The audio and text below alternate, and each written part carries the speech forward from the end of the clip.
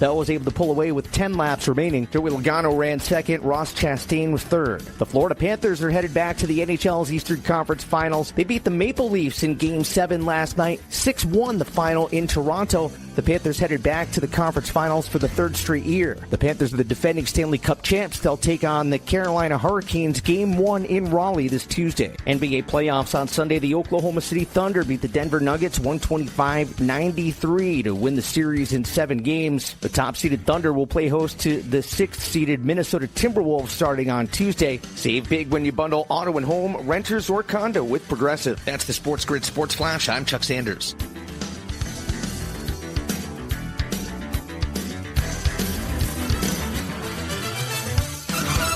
Find what you love what you find. A Total Wine and More. There's so much waiting for you. Spirits and beer, thousands of wines. Walk right through the door. It's all here to explore. With guides in the know and prices so low, it just might blow your mind. You're gonna find what you love and love what you find. Drink responsibly, B21. Working as a dedicated Fidelity advisor, I always ask, what's important to you? I'll look at those priorities and goals alongside your full financial picture to build a comprehensive plan designed to help grow and protect your wealth. With proactive portfolio insights and an eye on taxes, I'm here to help you make the most of your money. I'm Laura Maxwell, and I'm a dedicated Fidelity advisor. Learn more at fidelity.com/wealth. Investment minimums apply. Fidelity Brokerage Services, LLC, member NYSE, SIPC. You don't have to sink a 30-footer from the end of your driveway to come out of the NBA playoffs smelling like a rose. SportsGrid brings you all the angles, insights, and odds. And more to make you a winner. This is the SportsGrid Radio Network.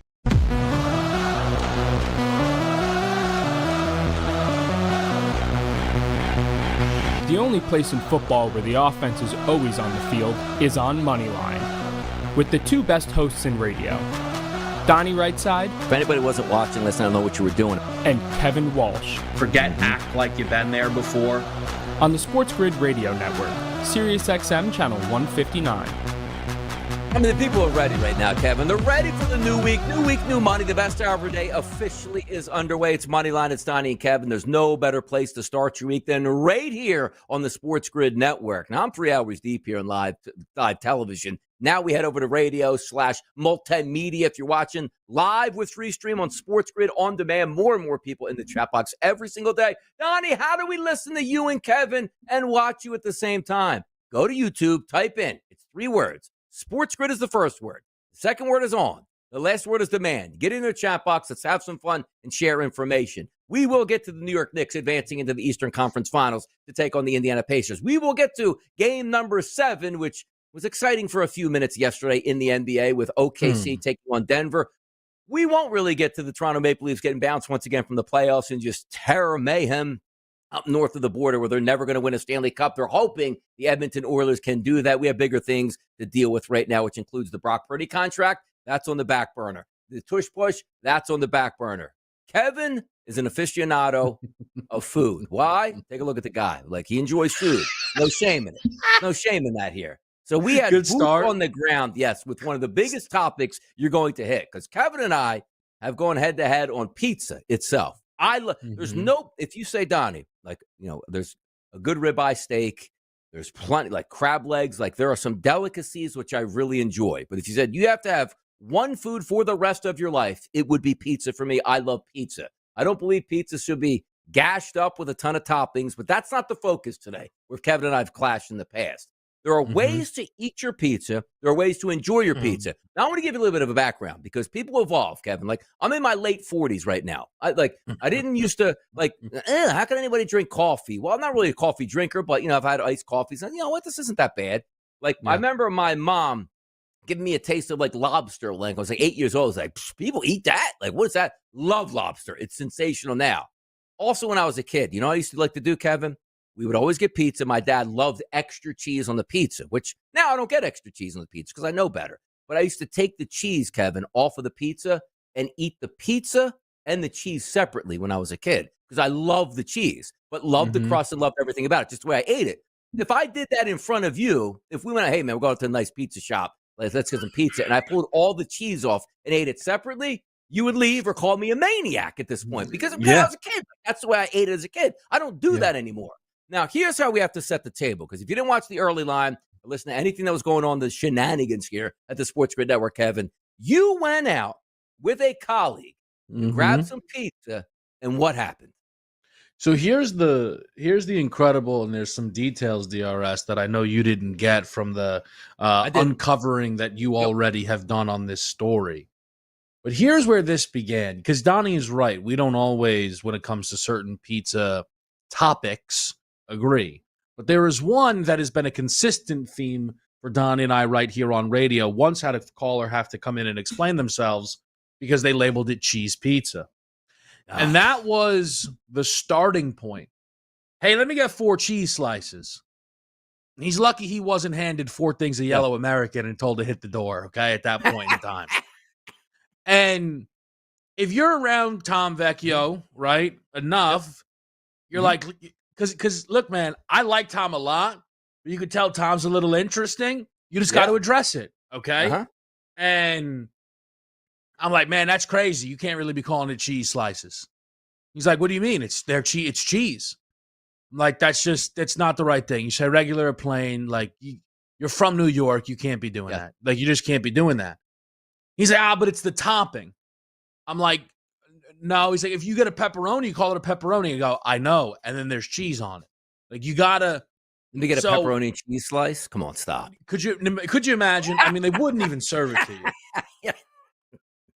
So I think after that little exchange, again, this is all friendly. Yep, of course. No, but before, where was the town and what was the pizza Hazlitt? shop? Okay, a place called Salerno's. Okay, now this is I don't want to veer off into you and I, but the buffalo chicken pizza is wow. I mean, you're off the hook for right now. For right now, you're not in the crosshair. Like, you're off to the side. So we go to the place, and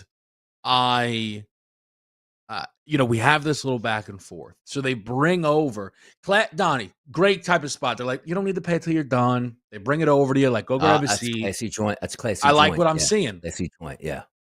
So they bring over his 4 cheese slices, and he was taking out napkins, and he looks at me and he goes, "You're not really gonna like what I'm about to do." Now, I'm thinking, here comes the pat down. Here comes the grease pat down. Yep. I'm not going to crush him for it. He's a gym guy. He's a looks guy. Not like you said off the top, not really my style. I'm not too worried about that. So I made that guess. He goes, no, not at all. I'm like, but see, you also had to like too, though, by the way, to start. Like, he did get 4 slices. Like, okay, like, we're not just going 1 slice or 2. Like, I like where this is going. Here's the thing. It was certainly a mental note was made. Like, 4 slices is real strong. That's like, nice. is he bringing some back? We still had a whole other shift. So that was certainly interesting. He then just goes, I fold the sandwich, the pizzas together. I go, what are you talking about? And he goes, face to face, cheese to cheese, kiss to kiss. And I'm like, what are you doing? He's like, this is just what I do. As he's like setting it up, the guy comes over with my slices and he goes, making it a sandwich, huh? And I'm like, you seen this? He goes, I mean, no, not really, but it is what it is. And you could just tell that, like, in the way that they used to talk about Lisi when he would show up to Wahlburgers in Atlantic City, and they'd be like, is the five burger guy here? Yes. Like, that was Tom Vecchio. He became talk of the town, I imagine, back in the room. They're like, well, you see how this guy's eating this pizza? No, here's because, like, I love pizza, and there's respect that you give to the pizza. Like, Kevin disrespects the pizza by throwing chicken on the thing. Like, but again, Kevin's not in the crosshairs today. But there is also a texture to pizza that is part of the reason why we enjoy it, right? The cheese on the top. Like, when you take that bite of pizza, it hits every single sensory in your mouth perfectly. And you're blocking out the cheese right off the bat by going pizza on top of pizza. So his theory was, I like to eat like calzones, which I like calzone, by the way. Pizza turnover, one of my favorite things in life. People that make good ones, they're fantastic. And I said, well, why don't you just get like a calzone or a pizza turnover? Well, then it would be like too tired. Like, just the texture of the pizza, the way it's supposed to go down, and the way it looks. And by the way, it looked like pretty good slices too. I got to tell you, like you could tell by the picture, like, you know what, that's a tasty slice right now. They look legitimate, but you ruin the entire experience. And then Kevin, like if you're sitting across, like you then can't enjoy your pizza because you're worried about what he's doing with his pizza, and you don't even get the enjoyment out of lunch because you can't even get the sensory of it. The thing is, like Tom being Tom, paired with calling it cheese slices. I went, wow. I grabbed a photo, sent it to the fiance. I said, I just need this in case people don't believe me. And I told him in that moment, I go, I look forward to talking to Donnie because this is a Moneyline topic, quite frankly. So it's one of those things. It was stunning. But the thing that I was asking him, I'm like, you prefer it that way? Like you would argue it tastes better? And he was like, not really. It's just I can now eat more pizza. No. Because I'm tricking myself into thinking it's one thing. And his like only real selling point was it's a heartier bite. Like he sometimes basically his take was pizza's too thin for him. So this guy grew up in New York and lives in Connecticut. Like if he came in like, Kevin, hey, look, coming in from Oklahoma like for the week, show me around SportsGrid. Like, all right, God doesn't understand, right? Do what you got to do. I'll tell you the pizza etiquette. He should know pizza etiquette right on the back. One of the more disrespectful pictures you will ever see. I'm sure it's going to circulate a little bit later today. What we do on Moneyline, we find the issues, people.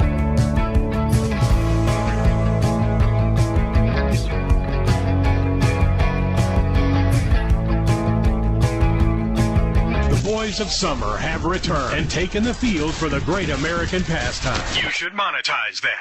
Get the winning edge. This is the SportsGrid Radio Network. With the SportsGrid News Flash, I'm Trey Westerberg. This update brought to you by Sky Rizzi. Authorities have identified a man killed in what is being called a terrorist attack on a California fertility clinic. 25-year-old Guy Bartkus is believed to be the person found dead next to a detonated vehicle near the clinic in Palm Springs. At least 4 others were injured in a blast Saturday morning. He reportedly attempted to live stream the bombing. Former President Joe Biden has been diagnosed with prostate cancer. Officials say his diagnosis is characterized by a Gleason score of 9, indicating a high-grade aggressive form of prostate cancer. President Donald Trump, former Vice President Kamala Harris, and former President Barack Obama were among those offering support to the Biden family on social media. A tentative agreement has been reached to end New Jersey's first statewide transit strike in more than 40 years, according to the union representing the engineers and train operators. Trains are set to resume operations on Tuesday. I'm Trey Westerberg with the SportsGrid News Flash.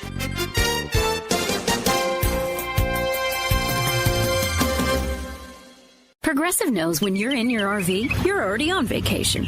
That's when you become Vacation You, who just camped where there's absolutely no shade.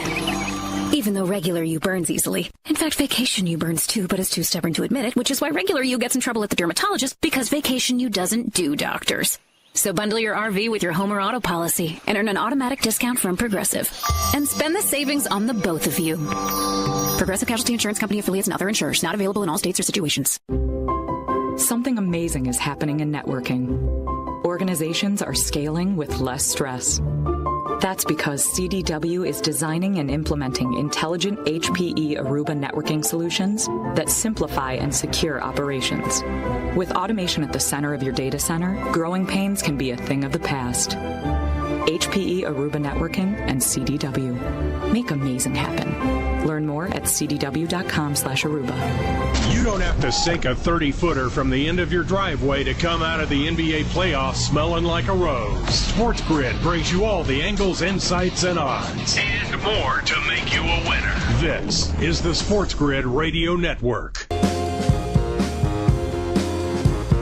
Shout out to the chat box. Kristen Hess, Jordan P., Aaron, Francisco, Jordan P. The people are popping out there listening in. Any which way you can. SportsGridRadio.com, the SportsGrid app, one of the most fantastic things. Get it where apps are available. SportsGrid on demand on our YouTube channel. And, of course, SiriusXM channel 159. So many different ways to chime in. We're having a little fun with the pizza disrespecting. Don't listen in The Sopranos, right? Don't disrespect the pizza shop. It felt like the pizza shop was disrespected. Like, I get a kick out of sometimes, Kevin, these YouTube videos that go over to like Italy and like, hey, buddy, let me get some pineapple on that pizza. And they get like angry. Like, hey, look, you can just leave the shop at this point right now.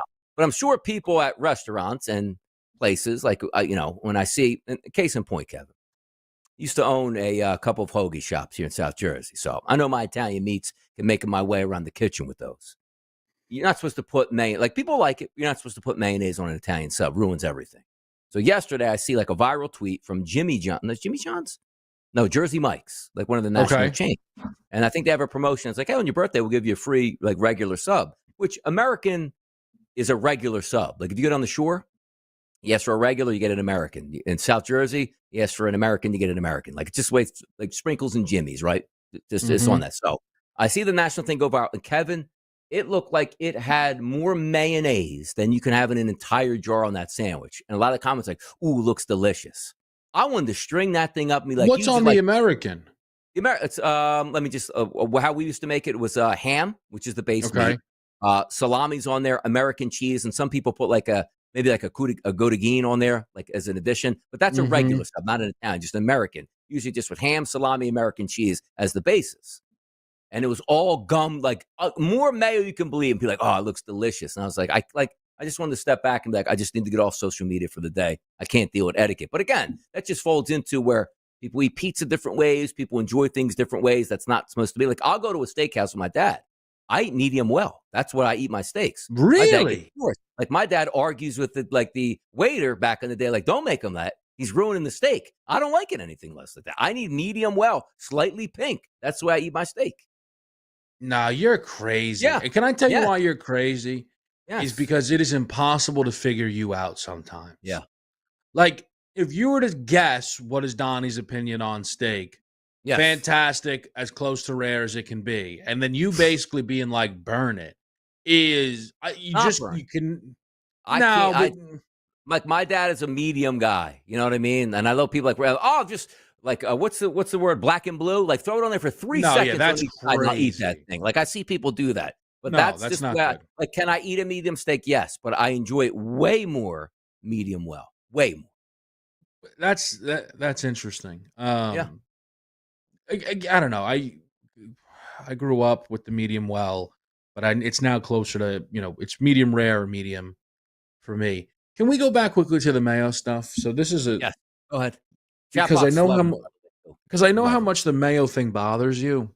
I remember really I went to an Italian. It was an Italian deli to it's called Claudio's, right? So and the vibe wasn't like the friendliest. By the way, really good place. I'm not disparaging them, but it seemed like the guy was like, "Look, I'm here at work. Like, I'm not like we're not doing the friend thing. Like, just what do you want?" And you were in the back of my mind. You had really burned in my brain. I'm like, I can't ask this guy for mayo. He's gonna throw the sandwich at me. Like, I can't, and I didn't. And I went home and I had to self-apply. But the question is, like, I listened to the things that you described, right? Like, if and I don't really ever do it, but if I had a salami or it's prosciutto, I would never. I usually eat turkey, roast beef, or turkey and roast beef. Now, is that viewed as acceptable in the mayo department? The mayo department starts and ends with the Italian meats, Kevin. If you have Italian meats on there, you cannot have mayonnaise. It's just not supposed to be. It's like having a hot dog. Like, when you're a kid, your parents slathered that bad boy up with ketchup. The minute you reach like 15 years old, no more ketchup. Like, you're an adult, it's mustard. It's the way the hot dog is supposed to be eaten. That I don't understand. We'll get to that in a second. I don't eat hot dogs, but that's, Yeah, we'll get to that in a second. But, like, if you have a turkey and cheese, like, you come in, like, you get you the nice roll. Hey, let me get some turkey and provolone, a little lettuce, tomato on, let me get mayo. Pfft, love it. Bro, great sandwich. You want extra mayo? Extra mayo meant both sides of the bread, not just a ton of mayo on the top. Like, there's standards that you have to do it. Ham and cheese, let me get some extra mayo. Bro, make that sandwich up for you right now. That's great. Hey, let me get the Italian. Let me get a little hot peppers on there. Hold the onion, just lettuce, tomato, and give me extra mayo. It's like, all right. You sure you want extra mayo on that? You sure you want mayo on? Look, oil vinegar bangs that sandwich out perfectly. Like, you try to, like, convince them. And I always used to say, which I've told you many times, where you would train people at the register who take the order. And I say, never ask them oil, vinegar, mayonnaise. They'll say yes, not understanding what they're getting. And half the time, the people are like, I got mayo on this thing. What happened? Well, they were asking oil, vinegar, or mayonnaise. And the person just heard, like, oh, yes, like oil, vinegar, whatever it is at that point. Yeah. So I would tell them, here's how you ask. And the Italian comes up. How would you like that? Let me get some lettuce, tomato, hot peppers. Oil, vinegar on that? Okay, what's your name? Like that, we don't even get the mayonnaise. You don't get to ask because the insanity of that person will ask you, let me get mayonnaise on that because it's not supposed to get that. That's a good I can't tell you how many times, like if I go and sometimes if I go to whatever, I order a sandwich and it automatically came with mayonnaise, like I'm furious. Like who runs this place? Like mayonnaise should only be brought up by the customer at all times. What's like the top 2 deli meats according to Donnie Rightside?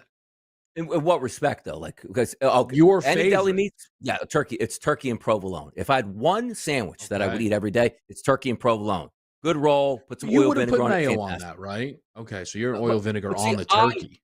Yes, on the turkey too. But I don't mind it. Like I've eaten plenty of turkey sandwiches with mayonnaise, which I enjoy it. That's the protocol. You want that on it, makes some sense. Or just like I love mustard on a turkey and provolone, not on the roll like mustard. I like a rye bread or something like that with the mustard on it, or the mayonnaise on the bread itself. I don't like it on the Italian roll per se, or the French seeded bread as it was. But there is a protocol. But oil vinegar makes everything better. But number 2 would be the standard Italian hoagie, and would be a sharp Italian. That's a banger. But turkey and cheese has always been a staple. Like I had one yesterday. Deliciousness. Oil vinegar on there, lettuce, tomato, onion, bang it out nice. But you come in, you get a nice roast beef. By the way, Kevin, roast beef with horseradish, knock your socks off, man. You'll never eat mayonnaise again on a roast beef until you have horseradish. It's what we do. It's Moneyline. I'm starving right now. So is everybody else. More hot topics on the way. Stay tuned.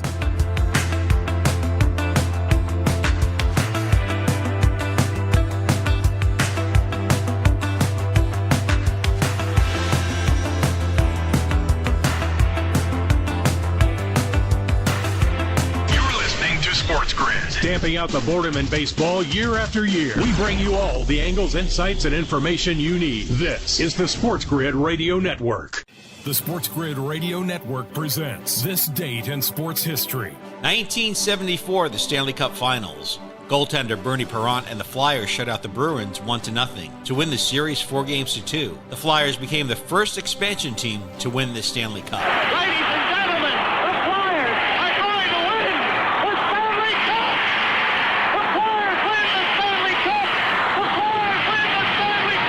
For SportsGrid Radio, I'm Mike DeMurgis. The Technology Minute with George Capalbo. Flying construction robots, coming soon to a building site near you. Swiss researchers have found that precision flying construction robot drones, similar technology to that used to create those beautiful synchronized aerial displays, can be used to precisely position large objects, assisting construction workers at great heights. Synchronized drone swarms autonomously constructing entire buildings in remote locations, hazardous conditions, even cutting down on construction accidents. Ouch. Follow me at Capalbo on X and stay tuned to the Technology Minute for more cool stuff like this. Sports Rage Late Night. The Pacers are so stupid. You're up by 3. Why are you taking threes right now? There's a minute left. Like at some point, man up and just dribble the ball, pound it inside to Siakam or Turner, get fouled. There's a time where you got to be an adult and say, all right, guys, we're not just shooting threes. What are you going to shoot threes to the final second? It's Sports Rage Late Night with Gabe Morency. Weekdays, 10 p.m. Eastern, 7 Pacific on the SportsGrid Radio Network. In baseball, a batter gets 3 strikes. In sports gaming, you get 1. No do-overs. You need all the help you can get. And that's what you get with us, your trusted source for gaming odds and more. This is the SportsGrid Radio Network. Nothing better than food talk. We're going to switch it over in just a few moments here to sports again, but still a little bit of hot topics out here. The chat box firing in here. Jordan P. asks, and again, our guy out there, K-Dub, who's winning the NBA title? Hold off on that. Francisco Carrasco, throw up a poll. Who is the MVP on the grid, the most valuable pizza eater? And then Steve chimes in, DRS, you're insane for getting anything above medium, which is ridiculous talk out there. We can draw stakes however we want, pal. How about that? See, you know what I can tell, though? Yeah. So here's why you and the medium well is surprising. Yes. 98% of your takes, specifically in the food world, are crusades where you command You're right. anyone who does any different is a maniac. Usually I argue against myself. I can't. You're right. Yeah. Like this one, you're kind of like, leave me alone, man. I like my steak. I like my steak. Yeah. Back off. It is wild because for me, that has eaten at every high-end steak place in the world and loves steak more than anything. That's correct. And again, like my father would sit down at a restaurant with me and I'd order that and he'd try to tell the waiter, don't let him do that. You know what I mean? So, and I've had steaks in the past with come back like rare-ish because you can't uncook a steak. So like, is he sure he wants this like this way? And you're like, and I don't like to send food back. So I've eaten high-end steaks, not really the way I like it, but still eat it because they're good. But I just prefer a medium well ribeye steak bone in.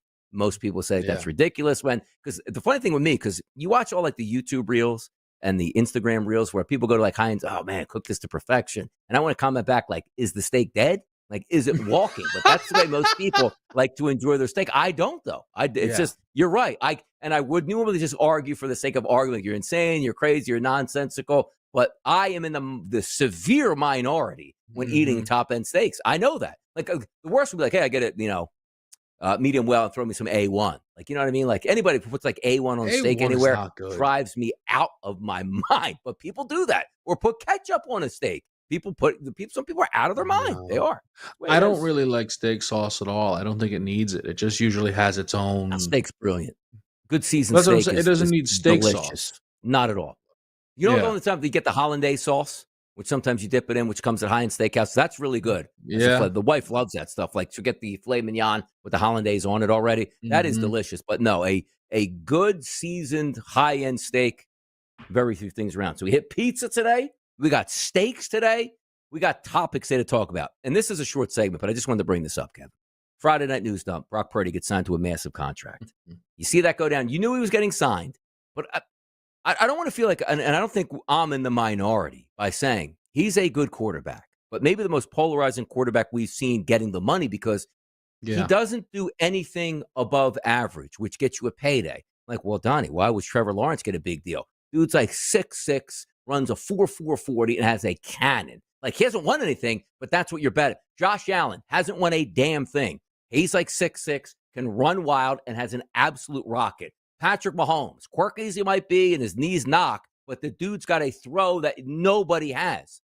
Purdy has none of that. Still wins football games, but the question is always going to be, is that a product of his environment and the surrounding cast he has? Can he do it on his own? But for me, I just boil it down to, do I think they should have signed him? Yes. I just thought, again, just like the Giants, Kevin, they bid against themselves and lost.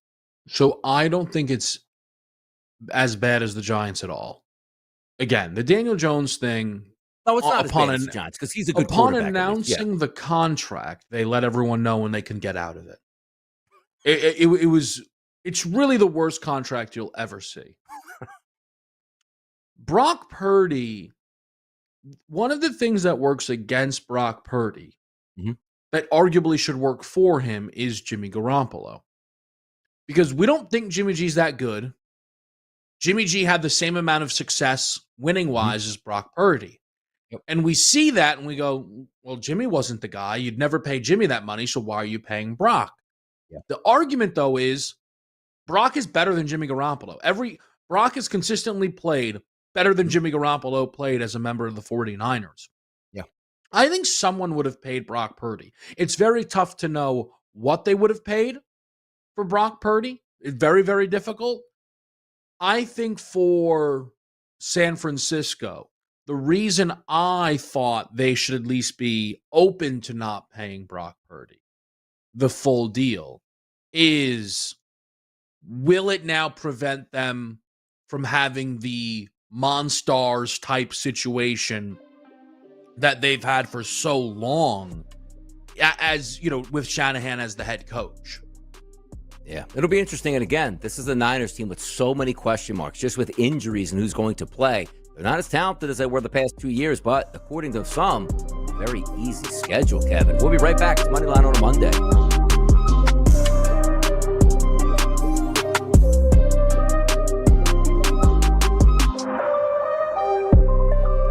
The NBA playoffs. It all comes down to this. And we'll give you all the angles to make sure you win a little something something. This is the Sports Grid Radio Network. Progressive presents the Sports Grid Sports Flash. I'm Chuck Sanders. NBA playoffs on Sunday. The Oklahoma City Thunder beat the Denver Nuggets 125-93 to win the series in 7 games. The top-seeded Thunder will play host to the 6th-seeded Minnesota Timberwolves starting on Tuesday. It's Oklahoma City's first trip to the conference finals since 2016. Shai Gilgeous-Alexander had 35 points. Jalen Williams added 24. Nikola Jokic had 20 points, 9 rebounds, and 7 assists in the loss for the Nuggets. The Florida Panthers are headed back to the NHL's Eastern Conference Finals. They beat the Maple Leafs in Game 7 last night, 6-1 the final in Toronto. The Panthers headed back to the conference finals for the 3rd straight year. The Panthers are the defending Stanley Cup champs. They'll take on the Carolina Hurricanes Game 1 in Raleigh this Tuesday. Save big when you bundle auto and home, renters, or condo with Progressive. That's the Sports Grid Sports Flash. I'm Chuck Sanders.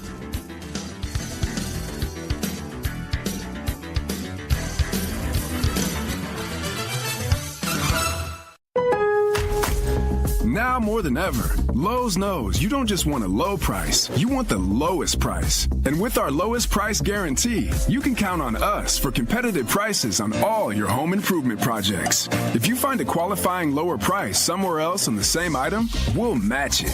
Lowe's, we help, you save. Price match applies the same item, current price at qualifying retailers. Exclusions and terms apply. Learn how we'll match price at Lowe's.com/lowest price guarantee. Why'd I go to the doctor? One day at the firehouse, I was so lightheaded I could barely stand. Even my crew noticed. Getting checked out was the right call. Turns out I have atrial fibrillation, which increases the risk of stroke about 5 times. Symptoms like irregular heartbeat, heart racing, chest pain, shortness of breath, fatigue, or lightheadedness can come and go. But if it's AFib, the risk of stroke remains. If you have symptoms, contact a doctor. I'm so glad I did. Visit NoTimeToWait.com, sponsored by Bristol-Myers Squibb and Pfizer. Let's keep it real. Baseball can be boring. That's where Sports Grid comes in. Nothing livens up those 9 innings like sports gaming. You might experience something you've never felt in a baseball game, a quickened pulse. This is the Sports Grid Radio Network. A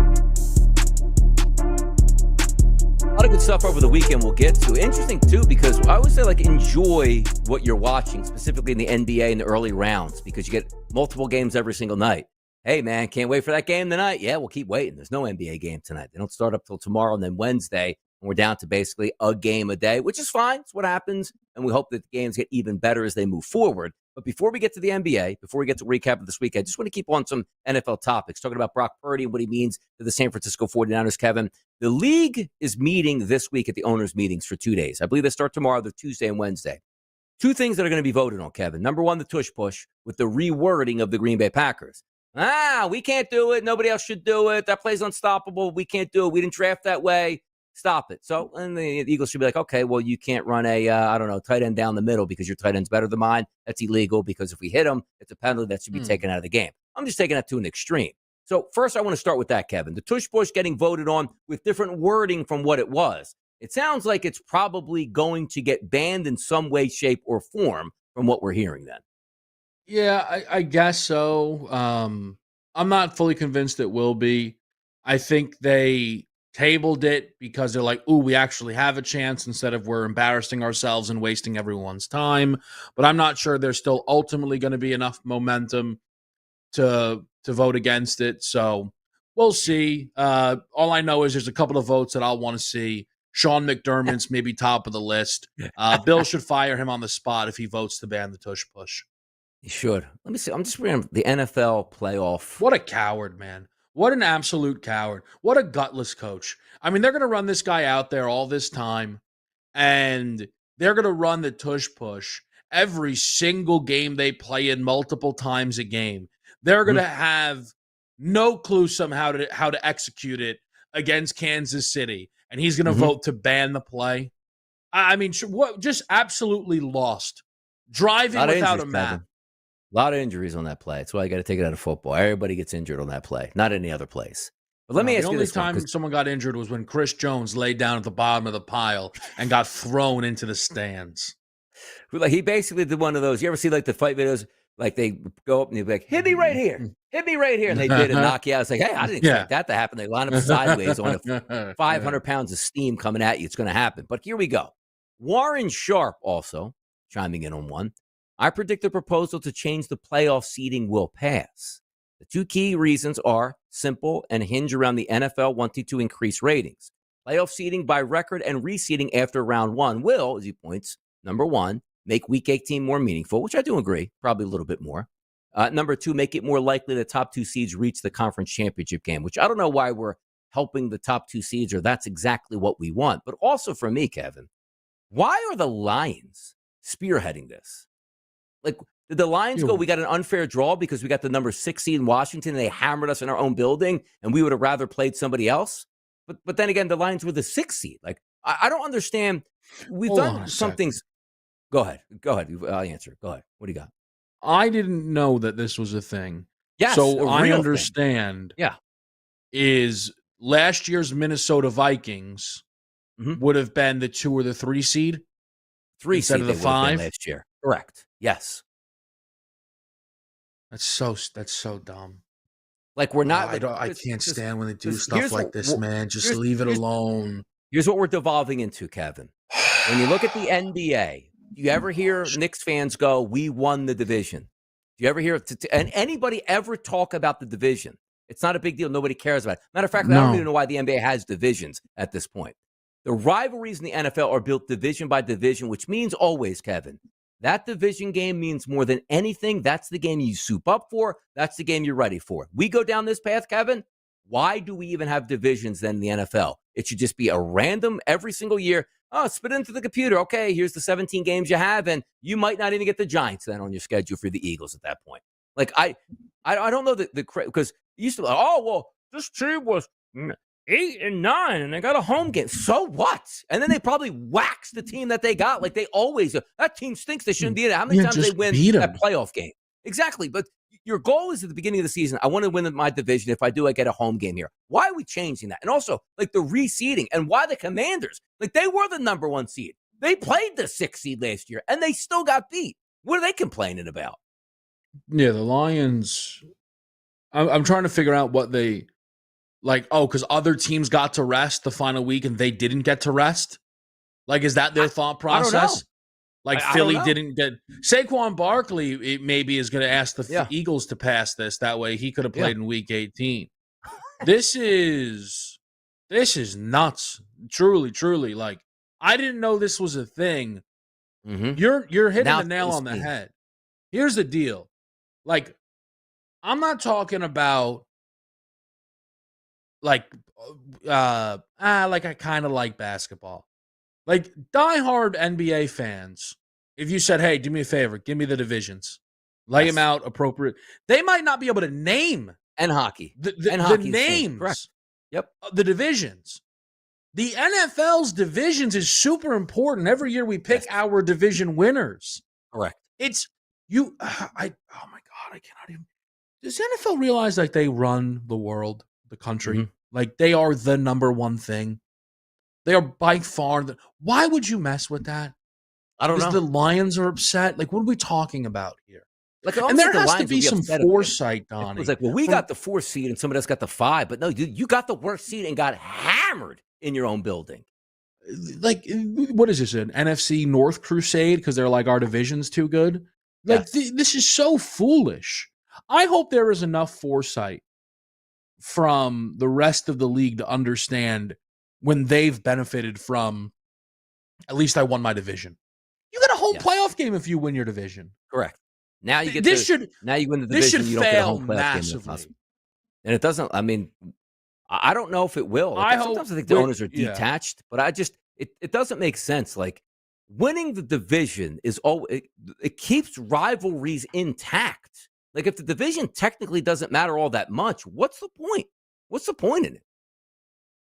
It's a really, really big mistake. And I hope I hope Warren is super wrong.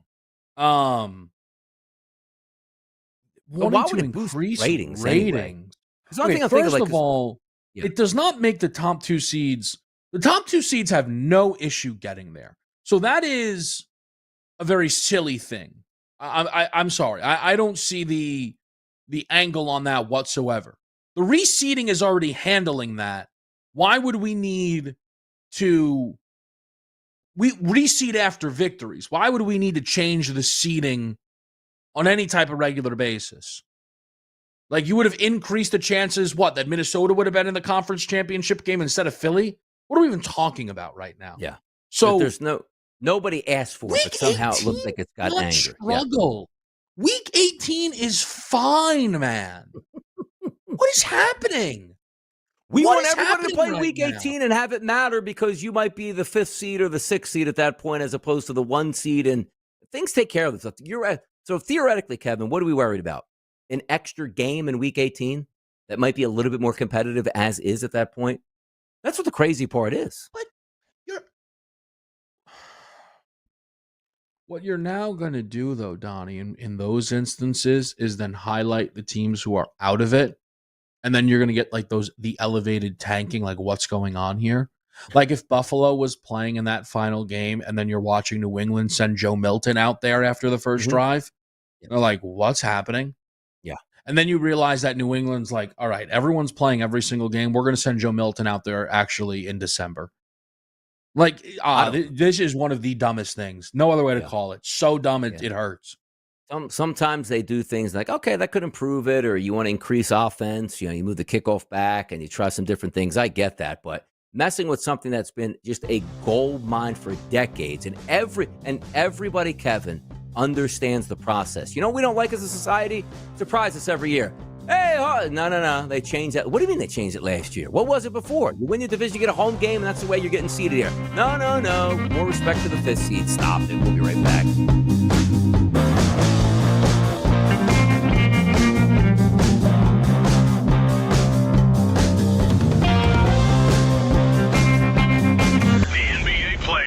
By the end, you might not have a ring on your finger. But stay tuned and you'll have a little something in your pocket. This is the SportsGrid Radio Network. Progressive presents the SportsGrid Sports Flash. I'm Chuck Sanders. The Florida Panthers are headed back to the NHL's Eastern Conference Finals. They beat the Maple Leafs in Game 7 last night, 6-1 the final in Toronto. The Panthers headed back to the conference finals for the 3rd straight year. The Panthers are the defending Stanley Cup champs. They'll take on the Carolina Hurricanes Game 1 in Raleigh this Tuesday. NBA playoffs on Sunday. The Oklahoma City Thunder beat the Denver Nuggets 125-93 to win the series in 7 games. The top-seeded Thunder will play host to the 6th-seeded Minnesota Timberwolves starting on Tuesday. It's Oklahoma City's first trip to the conference finals since 2016. Shai Gilgeous-Alexander had 35 points. Jalen Williams added 24. Nikola Jokic had 20 points, 9 rebounds, and 7 assists in the loss for the Nuggets. Save big when you bundle auto and home, renters, or condo with Progressive. That's the SportsGrid Sports Flash. I'm Chuck Sanders.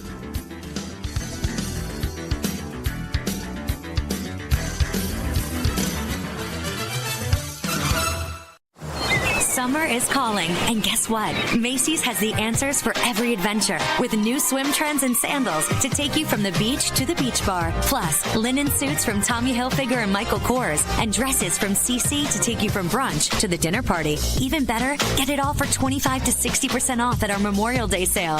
So wherever this season takes you, make Macy's your first destination. But hurry, this sale is going on now. Savings off sale and already reduced prices. Exclusions apply. At Straight Talk, we are all about no-brainers. Calling Grandma for her recipe, no-brainer. Streaming one more episode at 2 a.m., big no-brainer. Getting real unlimited data where you buy bananas, the ultimate no-brainer. Switch now and get a free Samsung Galaxy A16 5G or Moto G Power 5G 2025 with select plans. Straight Talk, real unlimited data. Available at Walmart and StraightTalk.com. Offer valid through 7/20/25. Taxes and fees apply. Requires in-store activation of single line gold unlimited plan or higher. For network management practices, visit StraightTalk.com/terms. Copyright 2025 Verizon. Springtime. When a young man's fancy turns to... Get your mind out of the gutter. For sports gaming strategies and information that gives you an unfair advantage, you'll find it all right here. It's the winning edge. This is the SportsGrid Radio Network. Chat box firing on all cylinders out here. Chris Warren up in the chat box. Our guy X-Man up here in the chat box, having some fun, going back and forth. Darren Filippi's in here. Everybody cranking up here. Love to see it on a Monday. Talking some action here. NFL is going to make some people upset over the next couple of days. It is what it is. We're already late, but it's official, though. We're starting to get into the late days of May, Kevin, which turns into June, which then July is football. Kevin, we are a month and a half away from football. Do you understand this? Do you understand this? No, we're not. Yeah, July is football. Teams go to camp in July, Kev. Oh my God, stop. Like second, third week of July. We're in camp. So what are you going to do? Some solo PFTs during July? Oh man, my goodness, man. Well, we ready? I'm pretty for sure if again? I know you're going to do your dog day thing once we hit July. So. Do my what? What am I doing? When you're like, it's the dog days. I don't know why I'm on air. Somebody let me go. Oh let me man, go to that sleep. 1 week, I'm telling you, if I could do one thing, make me commissioner, Kevin, of sports. Just put me in charge of baseball. We'll never have an all-star game, so we have no break in the summer. Like they just do that to penalize people that have to go on. Like you guys have it really good, like 51 weeks out of the year, and that 52nd week, like we're really going to put you to the test with nothing to talk about. That's what they're doing to us, as I feel. But the big change is now the WNBA legitimately brings out the coverage. It really is. It's a big change to the whole sports calendar. They were big time this weekend, and those games will continue to get covered. Now, Kevin, what do you think about the NBA as the NFL continues to pummel their ratings? They move all the way back, and we play the NBA throughout the summer until the end of August. What do you think? I heard it was like a YouTube short, but it was talking about the NBA schedule, and it said like the NBA schedule used to be set up to avoid baseball because baseball was the sport. The big sport. And they have not adjusted to the fact that the sport they should be trying to avoid is now football. And there's just a huge chunk of real estate that the NBA is not taking advantage of, where ultimately I wonder if the NBA's regular season, Donnie, would get a different rap. Yes. If people actually watched it. Like, people don't watch it because they don't have to. And then they tell you all the reasons they don't watch it. But a lot of it is you're just watching football and you're not into the NBA yet. But if the NBA went, I don't know if the math on this is right, January to August, it might be a lot different. A lot different. Crazy different. Like you'd be ready for it at that point. The NBA will be fighting with baseball season. You can win the ratings battle. But just think about this though, Kevin, right? As much as we talk about the WNBA has found a perfect niche, like the NBA playing into July and August, I think would be sensational because when you talk about like the growth of a sport, and I always hammer this down, like it's not like I'm looking out for the kids, right? But kids that have their favorite superstars during the regular season can't stay up at 10 o'clock. Summertime, Kevin, those kids can stay up to whatever time they want. And if you're the NBA, aren't they the ones that you want to cook, teach how to, we want them to be the future of the NBA and cheer it on and buy the jerseys and the tickets. A summer of NBA would be phenomenal. And you're talking about me. Like, again, I hate the regular season. I'm telling you right now, I wouldn't hate the regular season if I got a 15-game Major League Baseball slate and 9 more games in the NBA. I'm like, this is amazing. Like, this is fantastic. Yeah, I think it's sitting right there for them. Look, I don't know how easy it is, though, right? Yeah. But I imagine it's easier because we're talking about moving back a starting point, right? Yeah. So there would just be like one long break, but ultimately, the NBA starts in the heat of the NFL season when everybody loves football in October and November. That doesn't make sense. Like I was just to say, like even before the NFL took over Christmas Day, is like that really should be your starting day. To be honest, is Christmas Day. Now, what you want to do if you are now the NBA, like I get, like January 1st is no longer the same technically on like bowl season. It's just hey, January 1st used to be like 37 bowl games back in the day. Sort of moved off of that. But if you started somewhere around like January 1st as NBA starting their season, I think it would be fantastic. Because again, in February and March, I still won't pay all that much attention to it. We have an eye on it. You have the college basketball tournament. Yeah, you have college basketball tournament. But then the minute like that's done, like you're like, okay, we're 25 games into the NBA season. Now we have baseball and the NBA to carry you through to the summer. It would be awesome, man. It would be. Over November, December, January, February. So 5 months into the season is the All-Star break. Yeah, so again, if you start in December, Donnie, and you're like April's the All-Star break, like we kind of, you get ready for baseball. Yep. And then just really ramps up, and it's just the final dominant week of force. August, Kevin, is the NBA Finals. I think it would do massive ratings. People would Just enjoy that. The end of summer blast off where the NBA is like, we still have the primary focus. Yes, college football started maybe in that week 0, but we are still the focus, and we never compete because here's what happens, and the same thing with Major League Baseball, which they can't avoid. In the month of September is your final month of the season in baseball. Outside of your hardcore fans, I love baseball. I hate baseball in September. I get from Kevin like August 20th, like I don't feel like handicapping for the next 45 days. Leave me out of baseball. I don't even want to talk about it. But then October starts, it's like, okay, playoff baseball, it's fun again. But you can avoid that all the way together. Like we love football so much at the start of football. That's all you care about, like right through like Thanksgiving before when college football like starts to wind down at that point. If they avoided that, I think they would do themselves such a service, man. I really do. I wonder how it would work with the college aspect. I don't know what that would look like. But again, it's sort of also, coincide.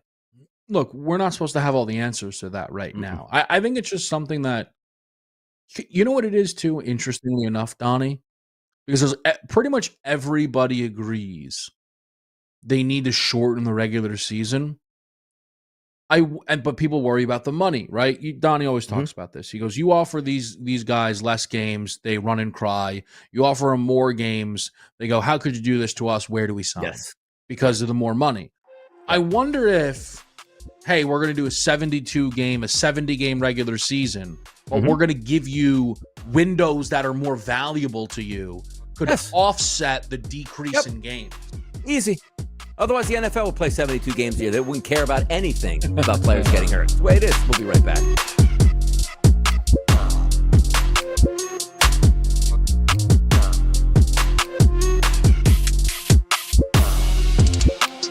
We don't care what your high school girlfriend told you. You are a winner. Or at least you will be if you keep it here. This is the SportsGrid Radio Network. The new SportsGrid app is now available on iOS and the App Store. Experience the ultimate sports betting companion that provides personalized content from your favorite hosts. In-depth matchup previews, game and prop picks, live odds, stats, scores, and more. All in one place. And of course, on the SportsGrid app, you can tune into our live television and radio coverage anytime. On the go, wherever you are. Download the SportsGrid app on the iOS App Store now. It's smarter to be on SportsGrid. For anyone who's worried about back taxes, has not filed tax returns, and doesn't know what to do next, stop and listen. Not filing your taxes can have severe consequences, especially in this political climate. Now that COVID is over, the IRS is getting aggressive, massively increasing enforcement and collection efforts. With politicians making all sorts of promises, especially when it comes to taxes, hiding and not dealing with your taxes will cause you harsh legal and financial ramifications. But right now, the IRS offers forgiveness and writes off a massive amount of tax debt. The Tax Doctor offers a free service that helps people get out of IRS collections and back in good standing with the government. Don't hide or bury your head in the sand. Take advantage of our free service. Call now to learn more. 800-816-4492. 800-816-4492. 800-816-4492. That's 800-816-4492. Football full circle. Is that Death Valley in Tiger Stadium? Yes, absolutely. I can't wait to go there. We might have a college football today on location. Garrett Nussmeier, Kyron Lacey. How about a little Caden Durham in your life? How about that? I've been told that Joe Lacey is the man to make the deals get done. It's football full circle with Ben Stevens and Joe Lacey. Weekdays noon Eastern, 9 a.m. Pacific on the SportsGrid Radio Network. If you want to be an alpha, you've got to get the winning edge. It's kind of a necessary ingredient if you want to lead the pack. So mark your territory with the winning edge. You're in the big leagues. This is the SportsGrid Radio Network. Right back out of here, final segment here. Tough scene out here, man. We don't need to repeat any stuff that goes down sometimes, but we're going to have to get to the bottom of a few things and see how they turn out. But we are getting to the bottom of the Final Four, Kevin, in the NBA. Were there any surprises for you? The New York Knicks moved on against the Celtics in game number 6 and/or game number 7. The OKC Thunder, after struggling early, really put away the Denver Nuggets. But by the way, I I did that's not a victory lap. Thursday and Friday, Kevin, to win the Eastern Conference, the Boston Celtics were a plus 340 price. To win the NBA championship, they were 13-1. And my head, I needed Excedrin. I had such a headache from trying to comprehend how that could be. Because and sometimes you're wrong on takes. You could be wrong. I said, you couldn't give me 2 million to 1 on the Eastern Conference and on the championship for the Boston Celtics and get me to take that. Why were the Celtics, after game number 5, thought it was oh, yeah, they'll be just fine. They're a deep team. Did you, because again, you can always be armchair quarterback, but my belief before that game was the Celtics, again, I said 2 million to 1, which is obviously facetious. They should have been 50 or 60-1, Kevin, to win an NBA championship without Tatum. Why were they 13-1 heading into game number 6? How? Yeah, it's funny. I told Consig before game 6, I think I would have upped that spread for New York closer to 5 points. He's like, oh, whoa, we would be getting so much Boston bets. And I'm like, if Boston's going to win the game, they're going to win the game. I just don't think that this is Knicks by 2, which is, what kind of people are focusing in on here. Mm-hmm. The thought for the Celtics was, though, if they did win game 6, Donnie, not only would they have been favored in game 7, I think they would have been favored to beat the Pacers without Tatum. If they came back with home court advantage, and I think that is why. Now, I'm not saying you wouldn't have bet Indiana. I'm not saying that Indiana wouldn't have beat them. But I think what kept that thing in check is they still would have put Boston in front of the Pacers on a series spread. It's just insane to look at that. And again, Ben and I were going over the numbers, well, Donnie, it's 2.5. I said, I really like the Knicks. What was the spread? Was it 2.5 on Friday night, I think, or Saturday night? What was it? Hold on, what was the game? Friday night, right? I think it was 2.5. I want to say it was between 2.5 and 3.5. I want to say. Yeah, so let's just say it was that. Around. So Ben was like, "Hey, Donnie, well, why don't you just take the money line? You just get them to win and get out." I said, there's an issue for me.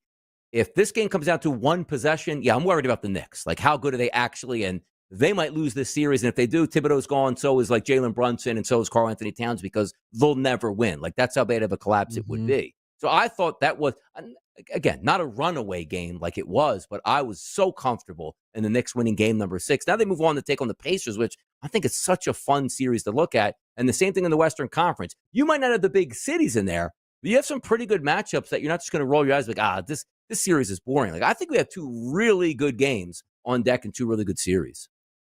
I totally agree. I am fascinated, though, because, look, I'm going to watch the finals regardless. Mm-hmm. But it is very funny that the NBA either gets the Knicks in the finals at Madison Square Garden, or it is the most small market finals we've maybe ever seen. I don't know. Yes. Off the top Indiana, of your head. State, never smaller. Never. Maybe back then, Portland is a small market, but that was with the Philadelphia 76ers way back in the day. So you still had bigger markets. That has to be. There'd be no smaller game market, right? Miami's a big market when they face OKC, right? So it would be the smallest market ever. Miami played Denver. Mm-hmm. I mean, big markets.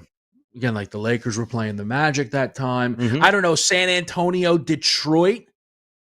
Detroit's still, what is the Detroit market now? And that's probably bigger back then, but San Antonio is still an emerging market as well. Yeah, right? I don't think, you're right. But OKC is the smallest market in the NBA. Is that right? I think it is. I believe so. Yeah. But again, it's not as if Indiana, Minnesota, Donnie is. Yes. Still small. Yeah. They are either getting the Knicks or the smallest market finals in at least, we're going to call it 30 years. And let me tell you something on this, too, because if you are Celtics Lakers every year in the 80s. Yes. OKC is a 68-win team in the regular season. We were anticipating them, right? Minnesota has a superstar in Anthony Edwards, but the NBA winding up with Minnesota-Indy final, I think they will be devastated with that. It sounds crazy, but people will watch, but not enough people. Not enough at all. The Knicks just bring that storyline, which I hate the Knicks, Kevin, but I loved after they won. And everybody spilled out into the street and how excited the Knicks fans are, because they're monsters. They're maniacs. And I love to see that passion. And boy, if they don't beat the Pacers to get there, something bad happens. Good Lord. Yeah. Oh, my goodness. JP behind the wheels of steel, Donnie right side, Kevin Walsh. Enjoy your pizza next. See ya.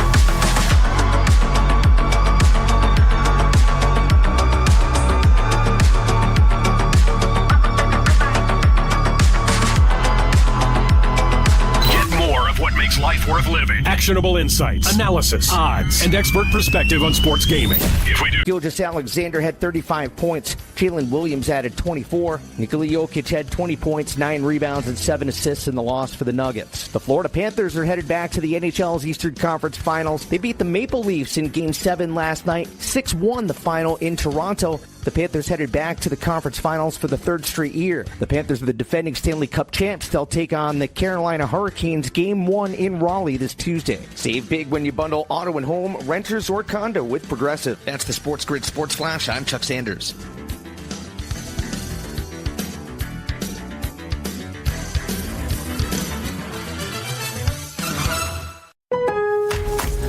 Now more than ever, Lowe's knows you don't just want a low price, you want the lowest price. And with our lowest price guarantee, you can count on us for competitive prices on all your home improvement projects. If you find a qualifying lower price somewhere else on the same item, we'll match it.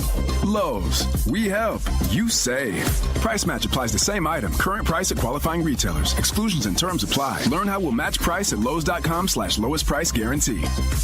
Why'd I go to the doctor? One day at the firehouse, I was so lightheaded I could barely stand. Even my crew noticed. Getting checked out was the right call. Turns out I have atrial fibrillation, which increases the risk of stroke about 5 times. Symptoms like irregular heartbeat, heart racing, chest pain, shortness of breath, fatigue, or lightheadedness can come and go. But if it's AFib, the risk of stroke remains. If you have symptoms, contact a doctor. I'm so glad I did. Visit NoTimeToWait.com, sponsored by Bristol-Myers Squibb and Pfizer. If you want to be an alpha, you've got to get the winning edge. It's kind of a necessary ingredient if you want to lead the pack. So mark your territory with the winning edge. You're in the big leagues. This is the Sports Grid Radio Network. You're listening to Football Full Circle with Joe Lisi and Ben Stevens. A new week kicks off right here, right now, live on Football Full Circle. That's FFC, all a part of the Sports Grid Radio Network and Sirius XM Channel 159. He is the mastermind of the pigskin. That is Joe Lisi. I am Ben Stevens. A Monday afternoon on Football Full Circle, nearing the end of May. So much to get to, though, and get you caught up on around the football news this weekend. A big contract signed in San Francisco. Another big week ahead in the National Football League. Owner meetings this week where they will vote on a couple of rule proposals that could drastically alter playoff seeding in the NFL and maybe Philadelphia's favorite play. We'll talk some college football as well over this next hour, Joe, up until 1 p.m. Eastern. Yeah, with all the news, I forgot that we were off air when the Brock Purdy extension came in last week. And, you know, Brock Purdy now making around $58 million, $57 million per year, and one of the highest paid quarterbacks in the NFL. You know, their success hinges upon, obviously, Super Bowl titles. He got them to a Super Bowl a couple of years ago, couldn't close the door. But if San Francisco is going to move the needle and challenge the likes of Philadelphia and Detroit in the NFC for a championship, they need Brock Purdy under center. So we'll see how it plays out, Ben. And that's exactly what we discussed, Joe, to start the big contract extension signed on Friday evening. Joe was live on Carver and Lisi. We have not been live here on Football Full Circle since that big news. 5-year, $265 million deal signed by Brock Purdy, who, of course, was drafted with the final pick of the 2022 NFL Draft, Mr. Irrelevant, who has been playing on the cheap through the first 3 years of his NFL career. 2025 was set to be the final year of his 4-year rookie deal, thus the contract extension this offseason. 5 years, $265 million, Joe. That is $53 million per year. Of course, we have had the Brock Purdy conversation and what that new deal would look like for quite some time. There was the argument, what is Brock Purdy worth? And what is a starting quarterback going for now at the going and asking an inflated rate that QBs receive in the NFL? He gets $53 million per year. Let's start with that, Joe. Is it a deal fitting of what the quarterback landscape looks like? Or did San Francisco pay too much to extend Brock Purdy? No, you can't. Again, 50 pair. $65 million way out in terms of when the extension and when the signing, was happening in the offseason. That was the difference. Is Brock Purdy worth the highest paid quarterback in the NFL, higher than Dak Prescott and obviously Pat Mahomes that have won 3 Super Bowl titles? That's where you start to argue it's not worth the money. But in the area of $53 million, he's right there with Burrow. He's right there, obviously, with Jordan Love. He's there with a few others as well. And, Jalen Hurts is in that conversation. So, no, I based off of that, San Francisco, I think, paid fair market value. You can make the argument with Sam Darnold worth $45 million if he would have won that playoff game against not Detroit, LA last year. Those 2 games. That was the problem, is that, this started a couple of years ago. Daniel Jones got $40 million, and every other good quarterback above Daniel Jones was making in the 50s. That's the fair market value. And the fact that there is no Aaron Rodgers, or there wasn't any veteran that they could plug and play for this season, it was imperative that they signed him and get him, signed to a long-term deal before all of a sudden in the offseason you're searching for answers. Right. And the 49ers, of course, at this moment, not negotiating against anybody else. There is the idea of fair market value, but Brock Purdy was still under contract for 1 more season before he would have hit the open market if, and of course that is not the reality, the 49ers let him test free agency at the end of 2025. What would he have gone for in a bidding war? We'll never know. $265 million over the span of 5 years, a $53 million per year extension. In base, Joe, on that annual average value, Brock Purdy now matches Jared Goff for the 7th most expensive quarterback in the NFL. 11 QBs now in total, including Purdy in the extension he signed on Friday, make north of $50 million. So over a third of our 32 NFL starting quarterbacks make more than $50 million per year. Of those 11, only 3 have played in a Super Bowl. Jalen Hurts, Joe Burrow, Brock Purdy. Only 1 has been victorious in getting a Lombardi trophy. That was Jalen Hurts a year ago. Patrick Mahomes signed a huge deal back in 2020, 10 years, $450 million, but of course is not making more than $50 million just yet. We saw Sam Darnold's deal this offseason, Baker Mayfield's deal last offseason, even Matthew Stafford making around $44 million per year with his new contract extension in LA. There was some thought, Joe, that maybe Brock Purdy, the individual and the situation in San Francisco, would serve as an inflection point to the inflated salaries that quarterbacks are making. But as the salary cap continues to rise drastically and increase in a large way in the NFL, does there need to be an inflection point? I'm not so sure. We're seeing the richest contracts we have ever seen in the history of the NFL. And you might not believe that Brock Purdy should be paid as one of the 10 highest paid QBs in the NFL, but it is the going rate. And just to say, all 11 of the QBs that are making more than $50 million per year, all 11 have signed a contract extension in any of the last 3 off seasons. This off season, entering 2024, entering 2023 as well. Yeah, and, you and I had debated and discussed that, would it ever get to astronomical levels, 60 and 70 and 80 and go to infinity. And I think now with the signing of Brock Purdy, even though it's in the 50s, teams aren't willing to make a player the highest paid, right? 53 is right in the middle of which you see, right? And you see Dak at a certain level, Joe Burrow. So now maybe all of a sudden they're going to start to dial it back. We need to see Super Bowl titles before we're willing to give you that type of reward. And maybe if, Pat Mahomes wins his 4th this year, maybe Kansas City will buck up and make him the highest paid quarterback in the NFL. But then it's worthy and warranted based off the body of work and the resume. Now, right now, for Brock Purdy, he's in fair market value. It's just that when they were talking about the extension, he didn't have any Super Bowl titles. And the talk was, well, based off the market, he should be the highest paid in the 60s. And I think that's where San Francisco did right in terms of the discussion, saying, you know what, let's be fair. Mr. Irrelevant, to $53 million isn't a bad trade-off.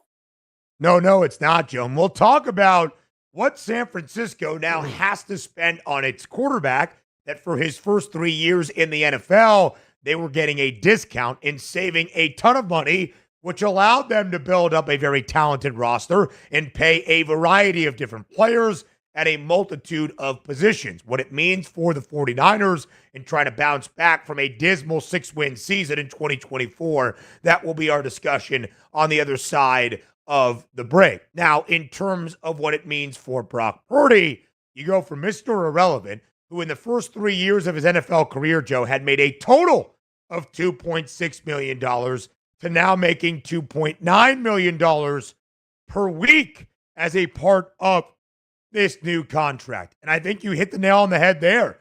We have seen in basically every other position that if you are at the top of the market, you are trying to become the highest paid insert X, edge rusher, defensive player, wide receiver, safety, corner, whatever it is. They were not going to go north of Dak Prescott's $60 million.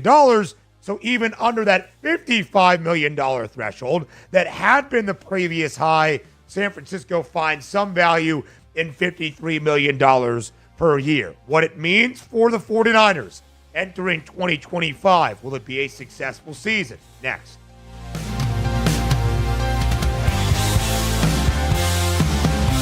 4 out of 5 scientists agree it's smarter to be on SportsGrid, and we're pretty sure that one scientist is still a virgin. He just gives that 5. This is the SportsGrid Radio Network. With the SportsGrid News Flash, I'm Trey Westerberg. This update brought to you by Sky Rizzi.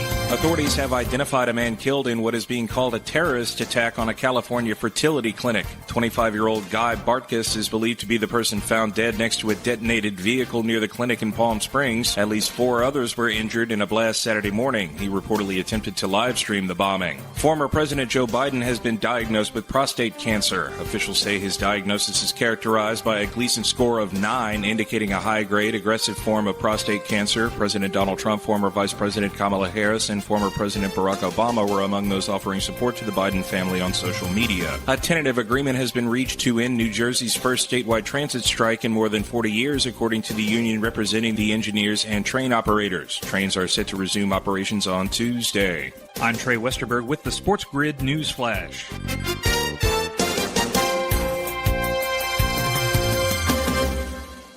Progressive knows when you're in your RV, you're already on vacation.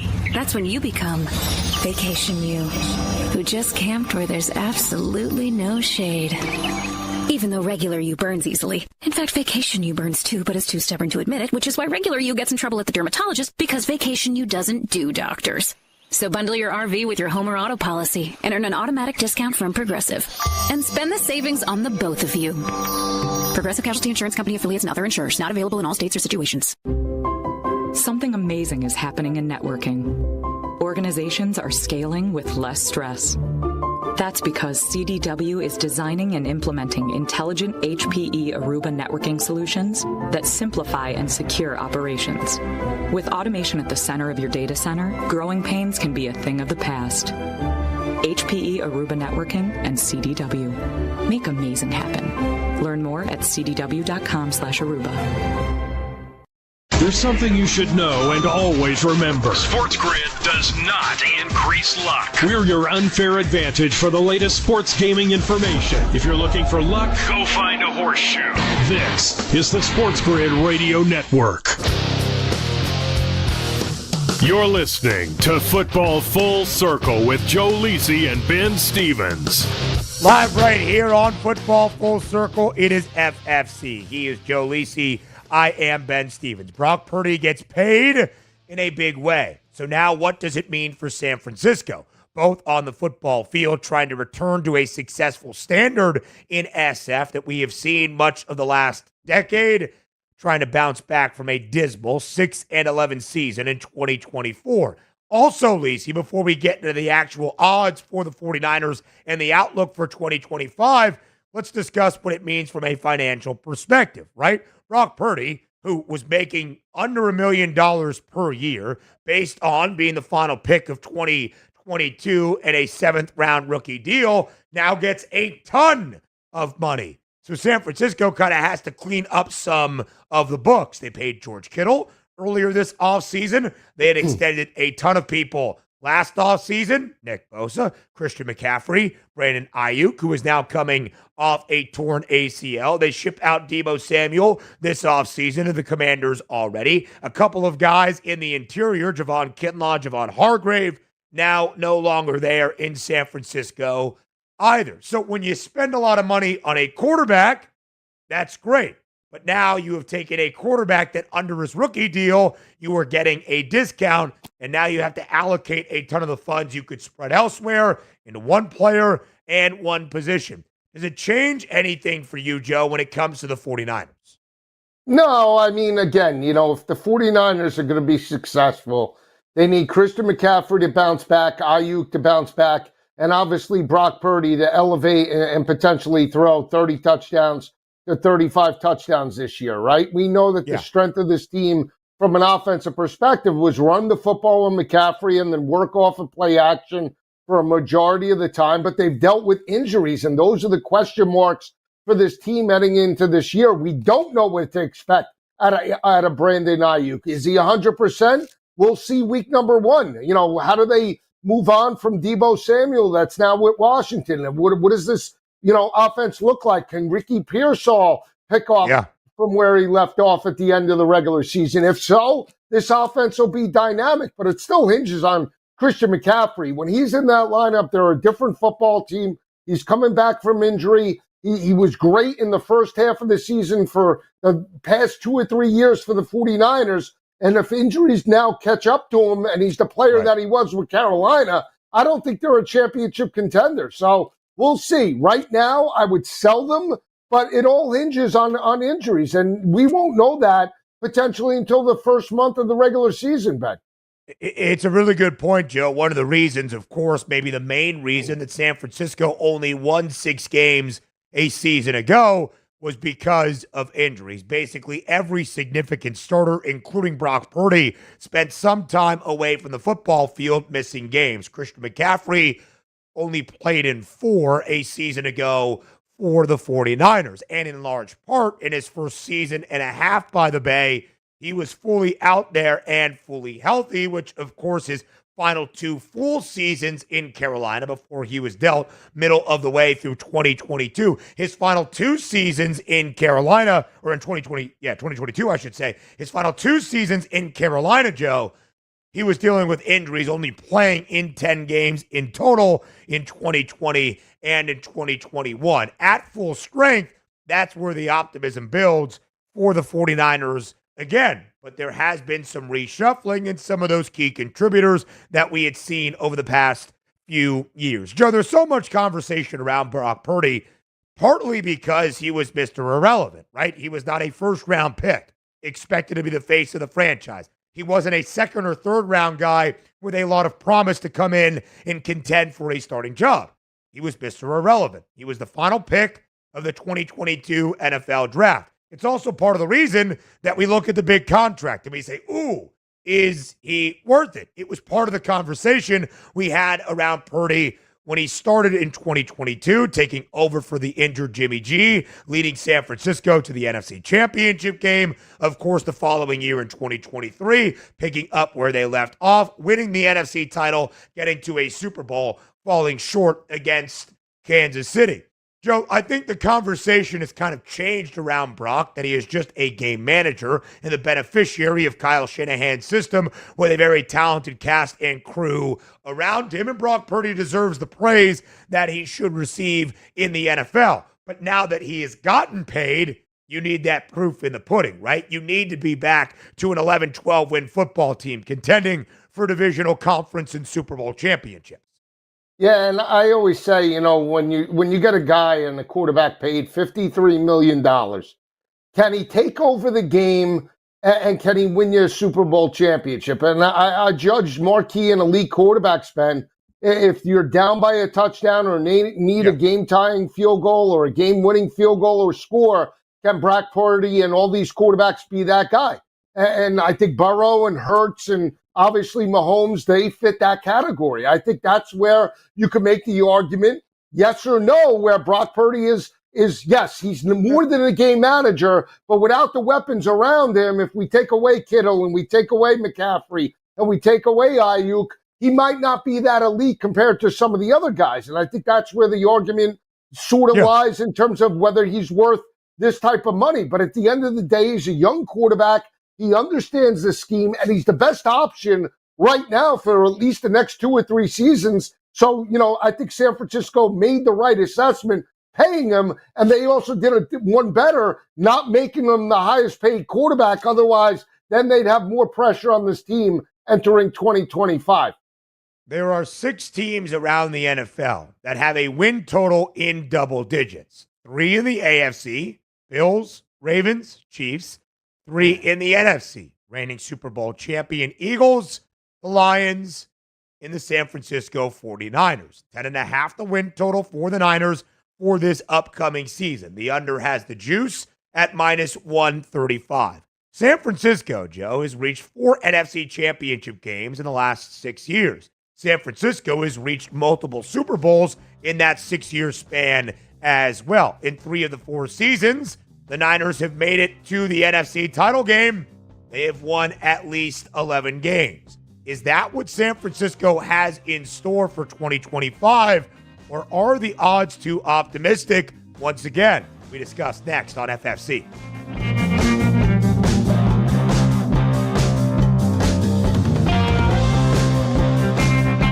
There's smart and there's not smart. Not smart is hope as a strategy. It's smarter to be on SportsGrid. Keep it here and win. This is the SportsGrid Radio Network.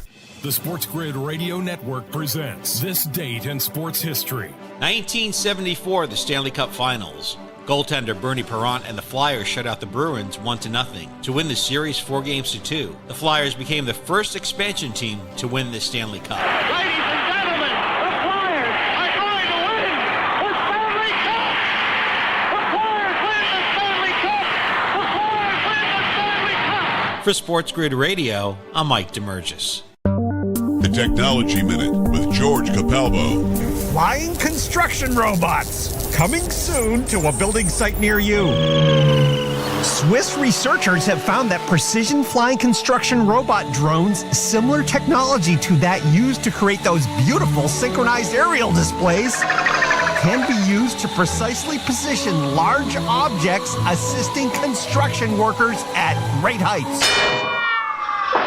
Synchronized drone swarms autonomously constructing entire buildings in remote locations, hazardous conditions, even cutting down on construction accidents.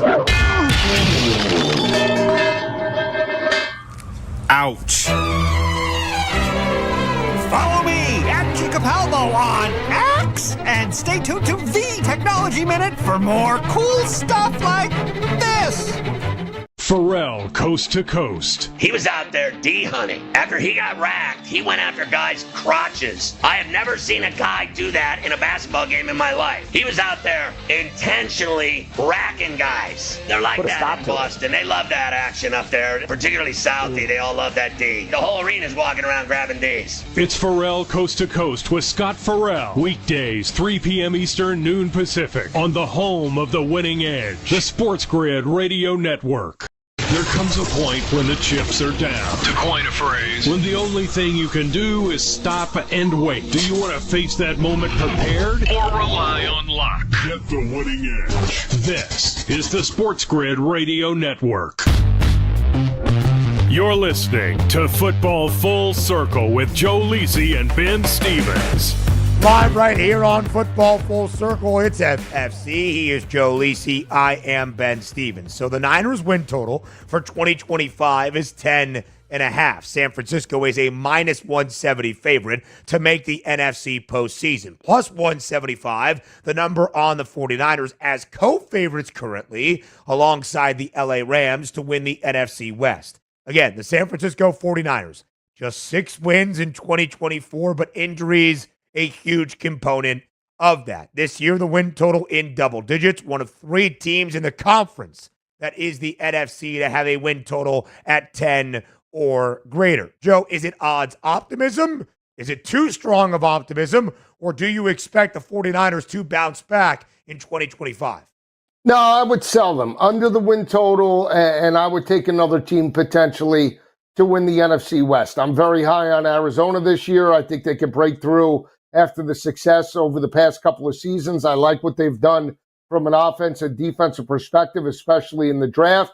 And I believe in Kyler this year as opposed to the previous years with Gannon at the helm. So we'll see. I mean, we've seen San Francisco fall to teams like Arizona. We saw them struggle, to teams like the LA Rams. And there's no guarantee now that with Sam Darnold in Seattle, that's not a struggle against a team that they have dominated in recent years. So again, there's a lot of question marks surrounding the 49ers. Can they bounce back and be, a 10 or an 11 win football team? Yeah. It's possible, but the question marks outweigh the positivity for me. And I would say right now, in May, I would sell them under the total. And I would buy into more teams like Arizona to potentially be dark horses to win the division. There is no doubt there is a ton of talent with this 49ers franchise. And after the payment of Brock Purdy, it only solidifies the investment into this young core moving forward in the future. But for me, Joe, there's also still a ton of questions, right? What is that offense going to look like in a wide receiver room that just got rid of Deebo Samuel? Brandon Ayuk is coming off a significant and serious knee injury. And Ricky Pearsall in a very tumultuous rookie year for him, of course, with what happened off the field in the preseason. Still looking to kind of get his feet wet in the National Football League. How is Christian McCaffrey, who has had some injury history in his career, but has largely been healthy with the 49ers? George Kittle is a veteran, despite still being paid. Some changes along the offensive line, some changes along the defensive line, a different secondary now. All to say, a ton of questions for the 49ers. Far too many questions for me, Joe, to buy in on any of those numbers, except like you, leaning to the under of 10.5. Even a 10-7 year and a playoff team, you still go under that win total at minus 135. And I do believe the NFC West is ripe for the taking for the LA Rams, who I have more confidence in. And I don't think Seattle or Arizona probably losing more, I should say, than 9 to 10 games, meaning the ceiling and the floor in that division pretty tightly compact. One thing benefiting the 49ers is their strength of schedule based on the projected win total and the rest and home field advantages and everything that goes into it. According to Warren Sharp, the Niners have the easiest strength of schedule in the NFL in 2025, so they can benefit from that, Joe, to try to get back to double-digit wins and, of course, reaching an NFC championship game once again. Yeah, and if they're healthy and you have a strength of schedule that's the easiest, that should make the road a lot smoother to potentially win an NFC championship. I think it's, when you look at it and you say, okay, right now, would you bet them? And I say no. I would much rather bet them, in the second half of the season to win the Super Bowl than I would for them to, get over their win total. And because by that time, at least you know what you have. You have 9-10 games under your belt, and you say, okay, this team is starting to come together. There's continuity offensively and defensively. Now McCaffrey looks good. Ayuk, I'd rather take the shot in the middle of the season to win the Super Bowl than I would say now and say, you know what, I want to buy in where they're being priced like this team was 2 years ago. And you can't just do that with so many question marks. And that's really the case, Joe. They are being priced in an optimistic way like we have seen for the 49ers in the last half decade. They have always been an odds darling. Sometimes, though, the optimism a little bit too much, at least in my estimation. It should be noted as well, the 49ers have an 11-1 price to win the NFC.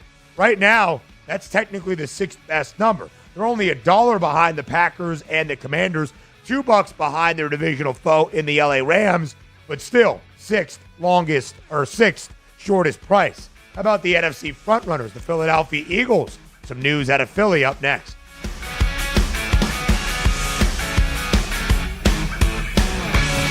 The winning edge. You've got it. But not everybody has it, because not everybody listens to us. But we're working on that. This is the Sports Grid Radio Network. Progressive presents the SportsGrid Sports Flash. I'm Chuck Sanders. Christopher Bell was the winner at the NASCAR All-Star race at North Wilkesboro on Sunday. The race had 18 total lead changes over 250 laps. Bell was able to pull away with 10 laps remaining. Joey Logano ran second. Ross Chastain was third. The Florida Panthers are headed back to the NHL's Eastern Conference Finals. They beat the Maple Leafs in Game 7 last night. 6-1 the final in Toronto. The Panthers headed back to the conference finals for the third straight year. The Panthers are the defending Stanley Cup champs. They'll take on the Carolina Hurricanes Game 1 in Raleigh this Tuesday. NBA playoffs on Sunday. The Oklahoma City Thunder beat the Denver Nuggets 125-93 to win the series in 7 games. The top-seeded Thunder will play host to the 6th-seeded Minnesota Timberwolves starting on Tuesday. Save big when you bundle auto and home, renters, or condo with Progressive. That's the SportsGrid Sports Flash. I'm Chuck Sanders.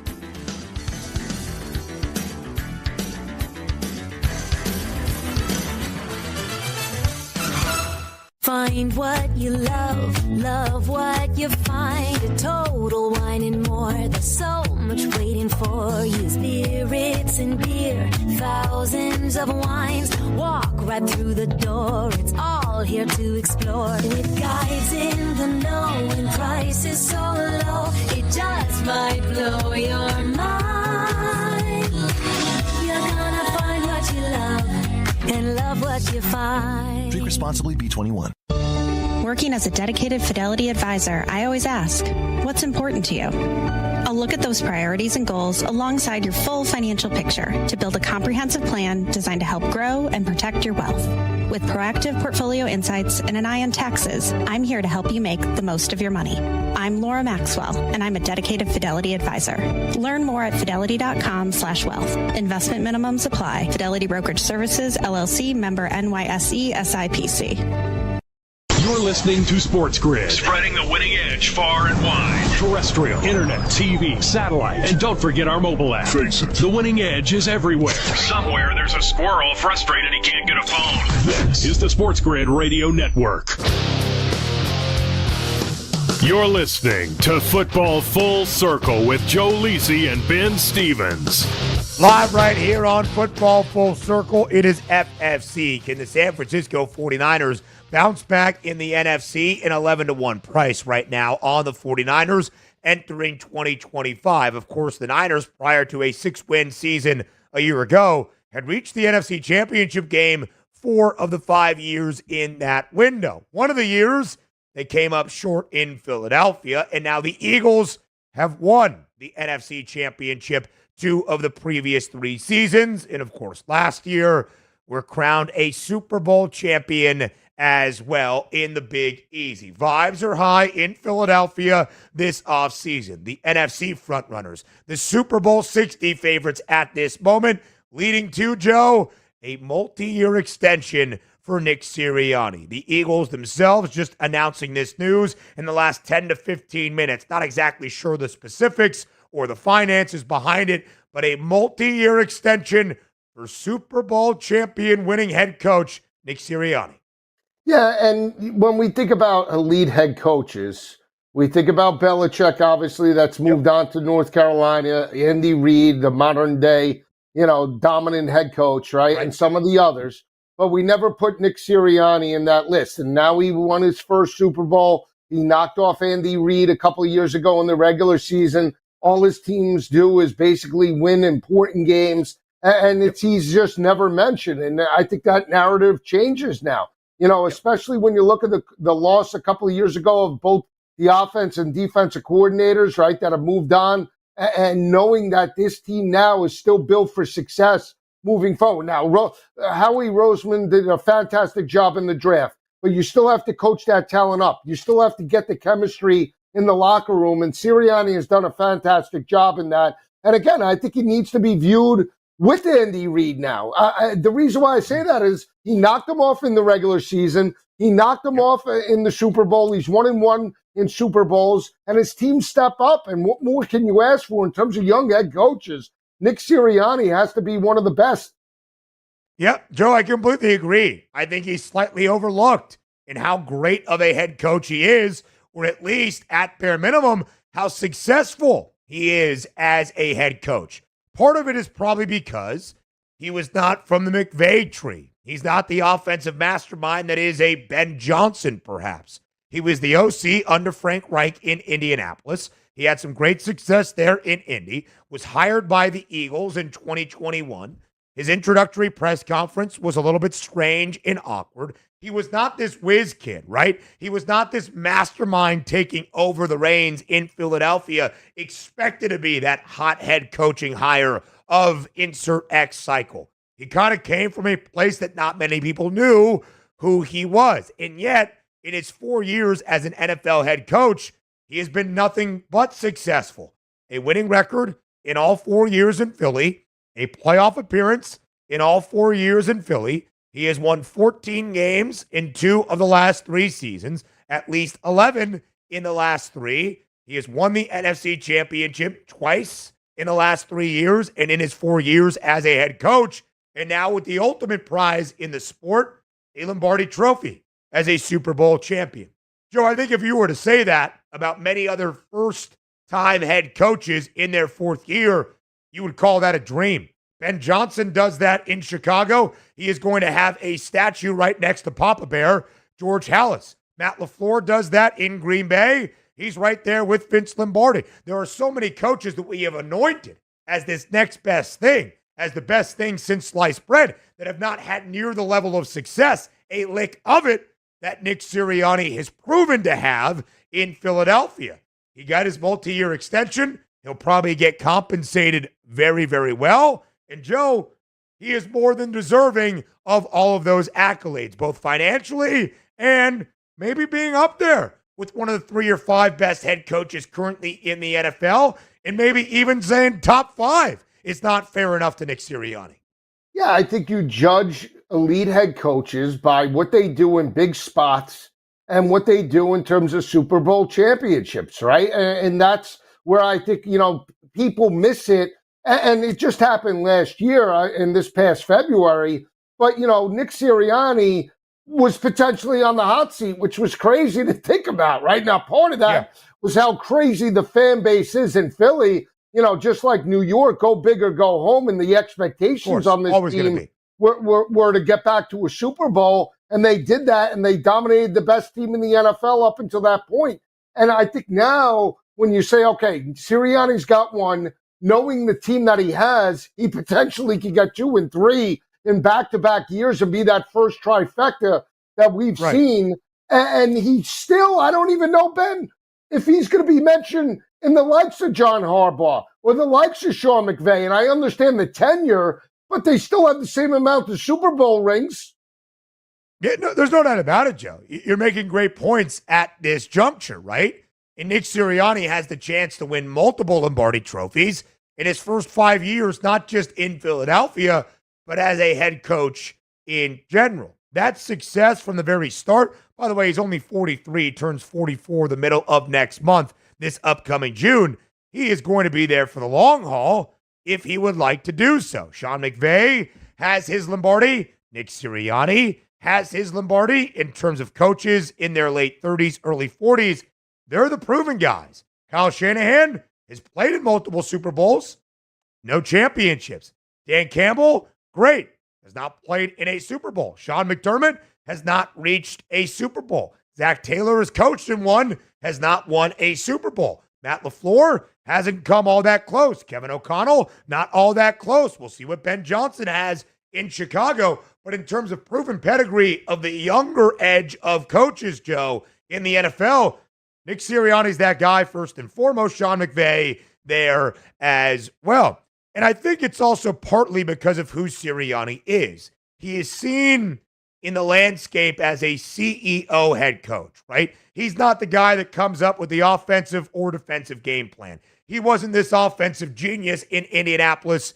That was Frank Reich leading the way. He was just kind of the organizer of the scheme. In Philadelphia now, he's the CEO head coach, where his coordinators are the ones devising the game plan. He's just the manager in charge, which is the sign of a successful head coach when you can delegate. Howie Roseman, though, is the genius who negotiates and builds and drafts and puts together the roster. How could you not be successful with what they have in this Eagles franchise?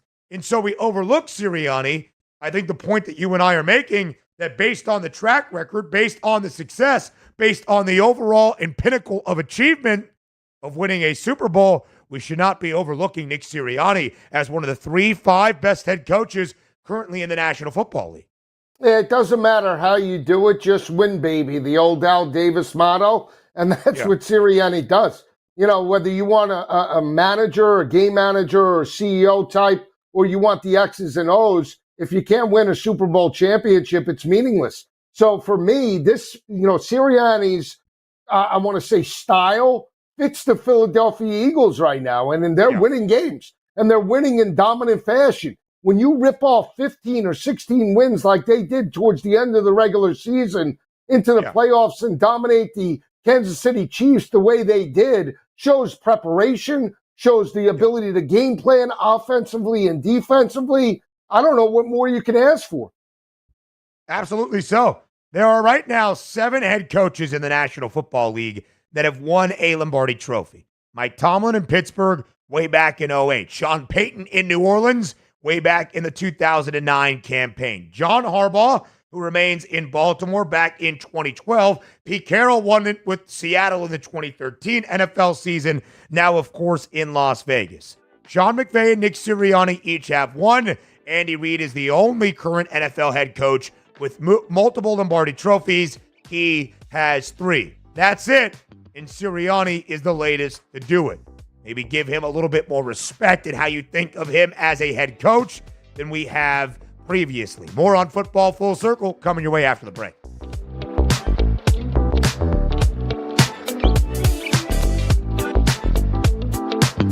We're not saying every SportsGrid listener is a legend, but you might start thinking about who's going to play you in the movie.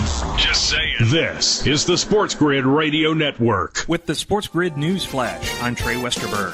This update brought to you by Sky Rizzy. A tentative agreement has been reached to end New Jersey's first statewide transit strike in more than 40 years, according to the union representing the engineers and train operators. Trains are set to resume operations on Tuesday. Authorities have identified a man killed in what is being called a terrorist attack on a California fertility clinic. 25-year-old Guy Bartkus is believed to be the person found dead next to a detonated vehicle near the clinic in Palm Springs. At least 4 others were injured in a blast Saturday morning. He reportedly attempted to live stream the bombing. Former President Joe Biden has been diagnosed with prostate cancer. Officials say his diagnosis is characterized by a Gleason score of 9, indicating a high-grade, aggressive form of prostate cancer. President Donald Trump, former Vice President Kamala Harris, and former President Barack Obama were among those offering support to the Biden family on social media. I'm Trey Westerberg with the SportsGrid News Flash.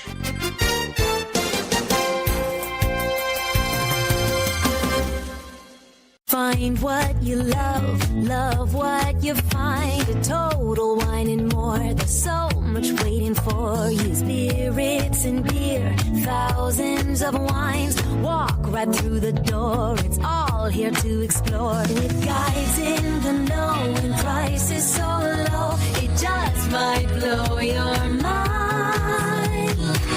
You're gonna find what you love and love what you find. Drink responsibly, B21. With Fidelity Wealth Management, a dedicated advisor gets to know you and your goals to build a comprehensive plan to help grow and protect your wealth. Backed by a team of specialists, they'll analyze all your accounts, even the ones they don't manage, to keep an eye on taxes and provide proactive portfolio insights that can help you unlock your wealth's full potential. Learn more at fidelity.com/wealth. Investment minimums apply. Fidelity Brokerage Services, LLC. Member NYSE SIPC. Remember when you were thankful you could just get AM and FM? Things have progressed. Now even an app on your phone can give you a 21st century thrill with that little drop of heaven called the deposit notification.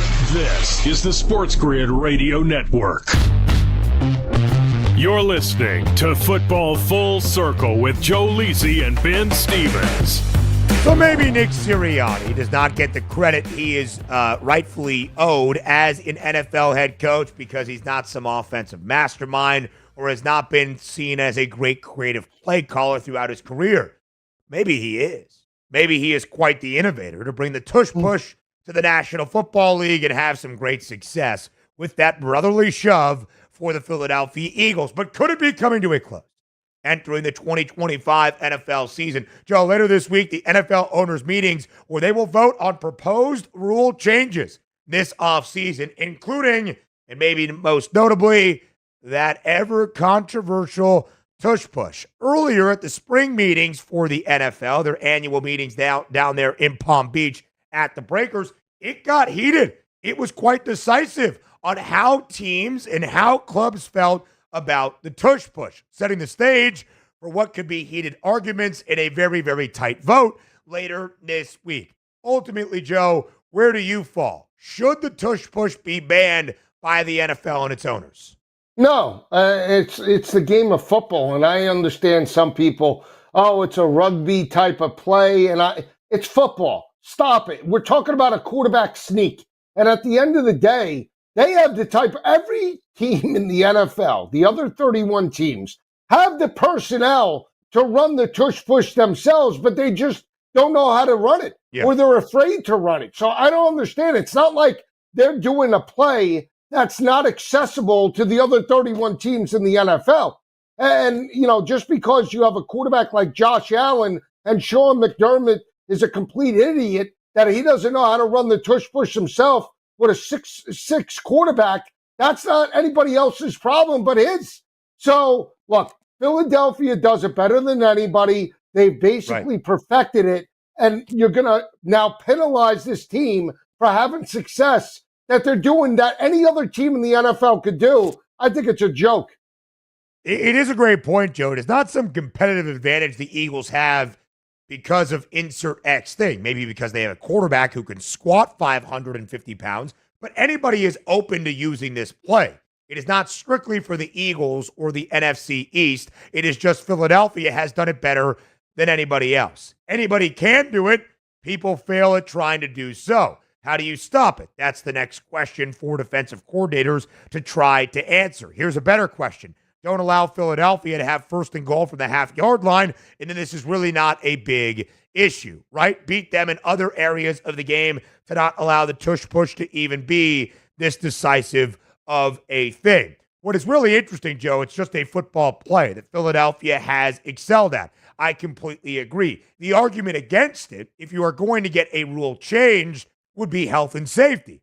Well, at those early spring NFL meetings in Palm Beach, they tried to show that it was for player health and safety, and the data just simply does not back it up. The facts and figures are not there. So it seems as though it is NFL teams led by their owners being mad at Philadelphia for having a competitive advantage and being good at it and trying to get it out of the sport. Again, the proposal was initially tabled this spring at those initial meetings. Owners will discuss, meet, and go over this, ultimately more than likely coming to a vote tomorrow and Wednesday in Minneapolis. Joe, you do not believe the tush push should be banned.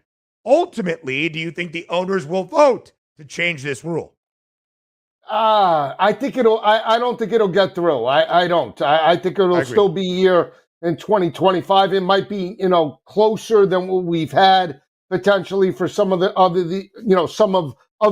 these votes in recent years, but I still think it'll be here in 2025. Next year now, if Philly wins a second Super Bowl, then guarantee next year at the end of the regular season where we are next May, it'll probably be voted out because they don't want a team to potentially three-peat. But again, we're talking about a football play that is accessible to everybody. Yeah. And teams that have bigger quarterbacks fail to run it. It's not like they're using like foreign players. They're using a tight end, a fullback. They're using big running back. I mean, get real. This is the NFL. Elite athletes, and we're complaining about a quarterback sneak is ridiculous. It is really interesting. And again, if it's 16-16, 18-14 one way or the other, that's not enough. You need 24 votes, a supermajority, 75% of league owners to vote to change a proposed rule update. So 25 teams would have to say, we hate the tush push, get it out of the sport for this play to be banned. And of course, the rules and bylaws changed. Another rule that will be voted on this week, Joe, that I think is going to be interesting is a change to playoff seeding, where you would still have all four divisional winners earn an automatic bid to the National Football League postseason in each conference and 3 wild card teams. But in terms of seeding, where right now those 4 divisional winners are ranked 1 through 4 based on record, and then the 3 wild card teams 5 through 7, once you got to the postseason, it would just be based on record 1 through 7. I hate this idea of the proposed change, Joe. What about you? Yeah, it's a joke. Again, now best record. So you can maybe be the second or third team, let's just say, in your division, but have a better record than a divisional champ, and you're going to have a better seed, right, if you make the playoffs. That's ridiculous. That's an absolute joke. I mean, give me a break here. I mean, there's got to be a reward to winning your division and having a better record. And at the end of the day, it's got to be, we talk about the seeding in college football. This is no different now. We're gonna go backwards. The NFL, it's a joke. Yeah, absolutely so, Joe. Could not agree more. There was some kind of, I guess, more consternation about this idea based on last year and the Vikings winning 14 games and having to be a wild card team. You know what's better than changing bylaws? Winning a freaking football game, of which the Vikings did not even come close against the LA Rams. I absolutely hate this idea. I do believe division winners, if we want to maintain those rivalries and geographic ties, there should be incentive outside of just winning an automatic berth to the postseason. You should get the ability to have home field matter in the NFL postseason. We'll talk about it up next here on Football Full Circle and even compare it to the college football playoff because they're not exactly apples to apples. Next on FFC. Luck is winning the lottery. Strategy is settling your divorce before cashing in the ticket. It's smarter to be on SportsGrid. Get the winning edge. This is the SportsGrid Radio Network. Imagine combining the exciting investment opportunity of cryptocurrencies with the power of artificial intelligence to maximize your IRA, 401k, or other investment funds. Listen, if you're looking for ways to accelerate your retirement growth, Block Trust IRA has market-leading strategies and solutions for all levels of investors, from $1,000 to millions. And they partner with Bitcoin Magazine's #1 crypto trading fund in the world to maximize your returns. Plus, their team of IRA specialists is here to help you roll over your IRA or qualified retirement account to the new world of cryptocurrency investments. So make this free call right now to set up your account and learn more. 800-434-5313. 800-434-5313. 800-434-5313. That's 800-434-5313.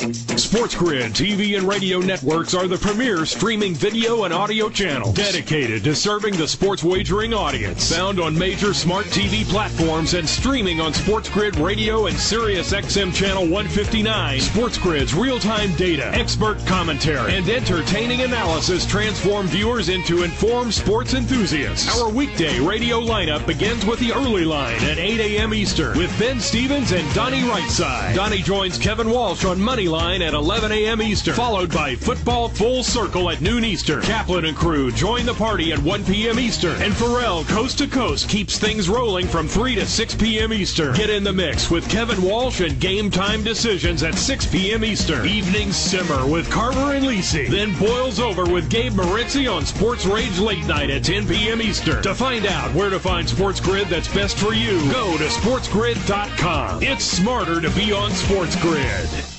It's stark but true. You can either listen to SportsGrid for strategies, odds, and more, or you can pay your bills by digging in your couch cushions for change. Just be sure to wear gloves. Get the winning edge. This is the SportsGrid Radio Network.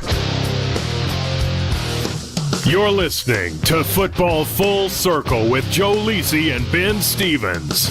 Live right here on Football Full Circle, it is FFC. He is Joe Lisi. I am Ben Stevens. So, the owners meeting this week around the National Football League in Minneapolis to vote on a variety of things, but most notably, will the tush push be banned? And could there be a changing to the playoff seating around the NFL? Again, up for debate and more than likely up for a vote is changing the seating in the postseason. where still the 4 divisional winners earn an automatic bid to the NFL playoffs, 3 wildcard teams in each conference. But instead of ranking the divisional winners and seeding them 1 through 4, and then the wild card teams 5 through 7, it would be just based on your record of all 7 teams that qualify for the postseason.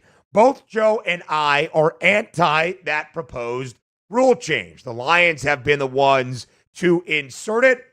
I don't love it because, again, I think incentivizing divisions, not just to get a bid to the postseason, Joe, as your divisional winner, but earning home field advantage.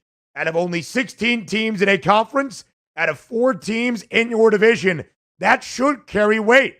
You play your divisional foes twice throughout the regular season. 6 divisional games in total. They have more weight. Thus, the result of having a better divisional record than your most bitter rivals and foes should also carry some meaning into the postseason. Not just a berth to the postseason, but home field advantage.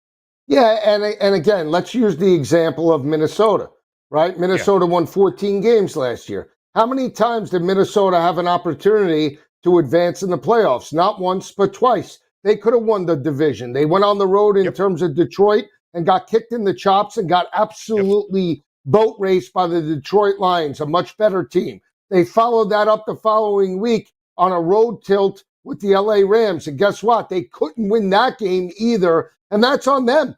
You know, they had 2 opportunities to potentially advance and make it to an NFC championship, and they failed miserably in both. And now we're going to try and reward a team like that just because from a record perspective, they did better than most divisional champs. Doesn't matter.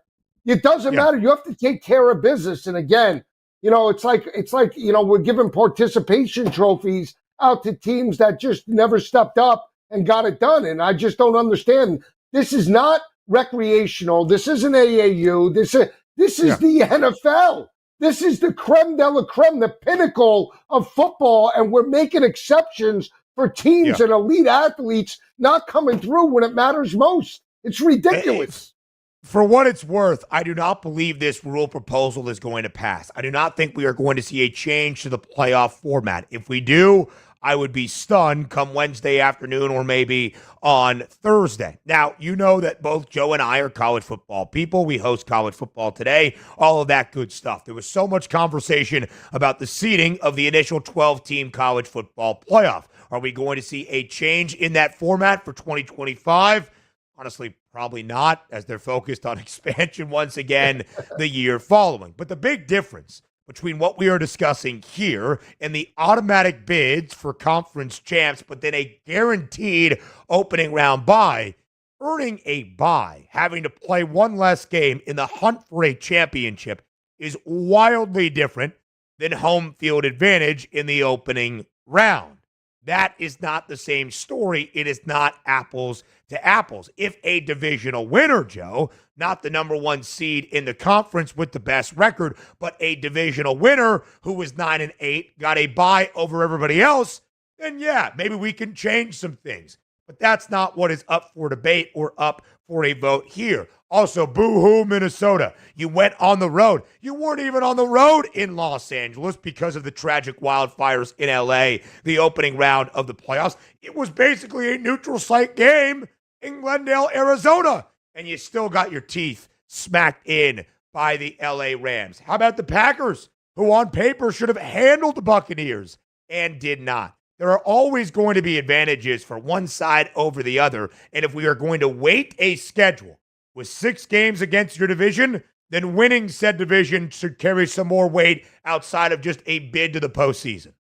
Yeah, it has to. Again, you know, I understand it might not pass. What bothers me, though, Ben, is that there is actually ownership and coaches lobbying for this. Like, what are we doing here? When did the NFL become soft in this regard? We're trying to outlaw everything and change the game. Let's just keep it the way it is and move on. I completely agree, Joe. Keep the playoff format as it is. Do not ban the tush-push. Just be better on defense. He is Joe Lisi. I am Ben Stevens. That does it for us today on this Monday on Football Full Circle. Show returns tomorrow, noon Eastern time on SportsGrid Radio.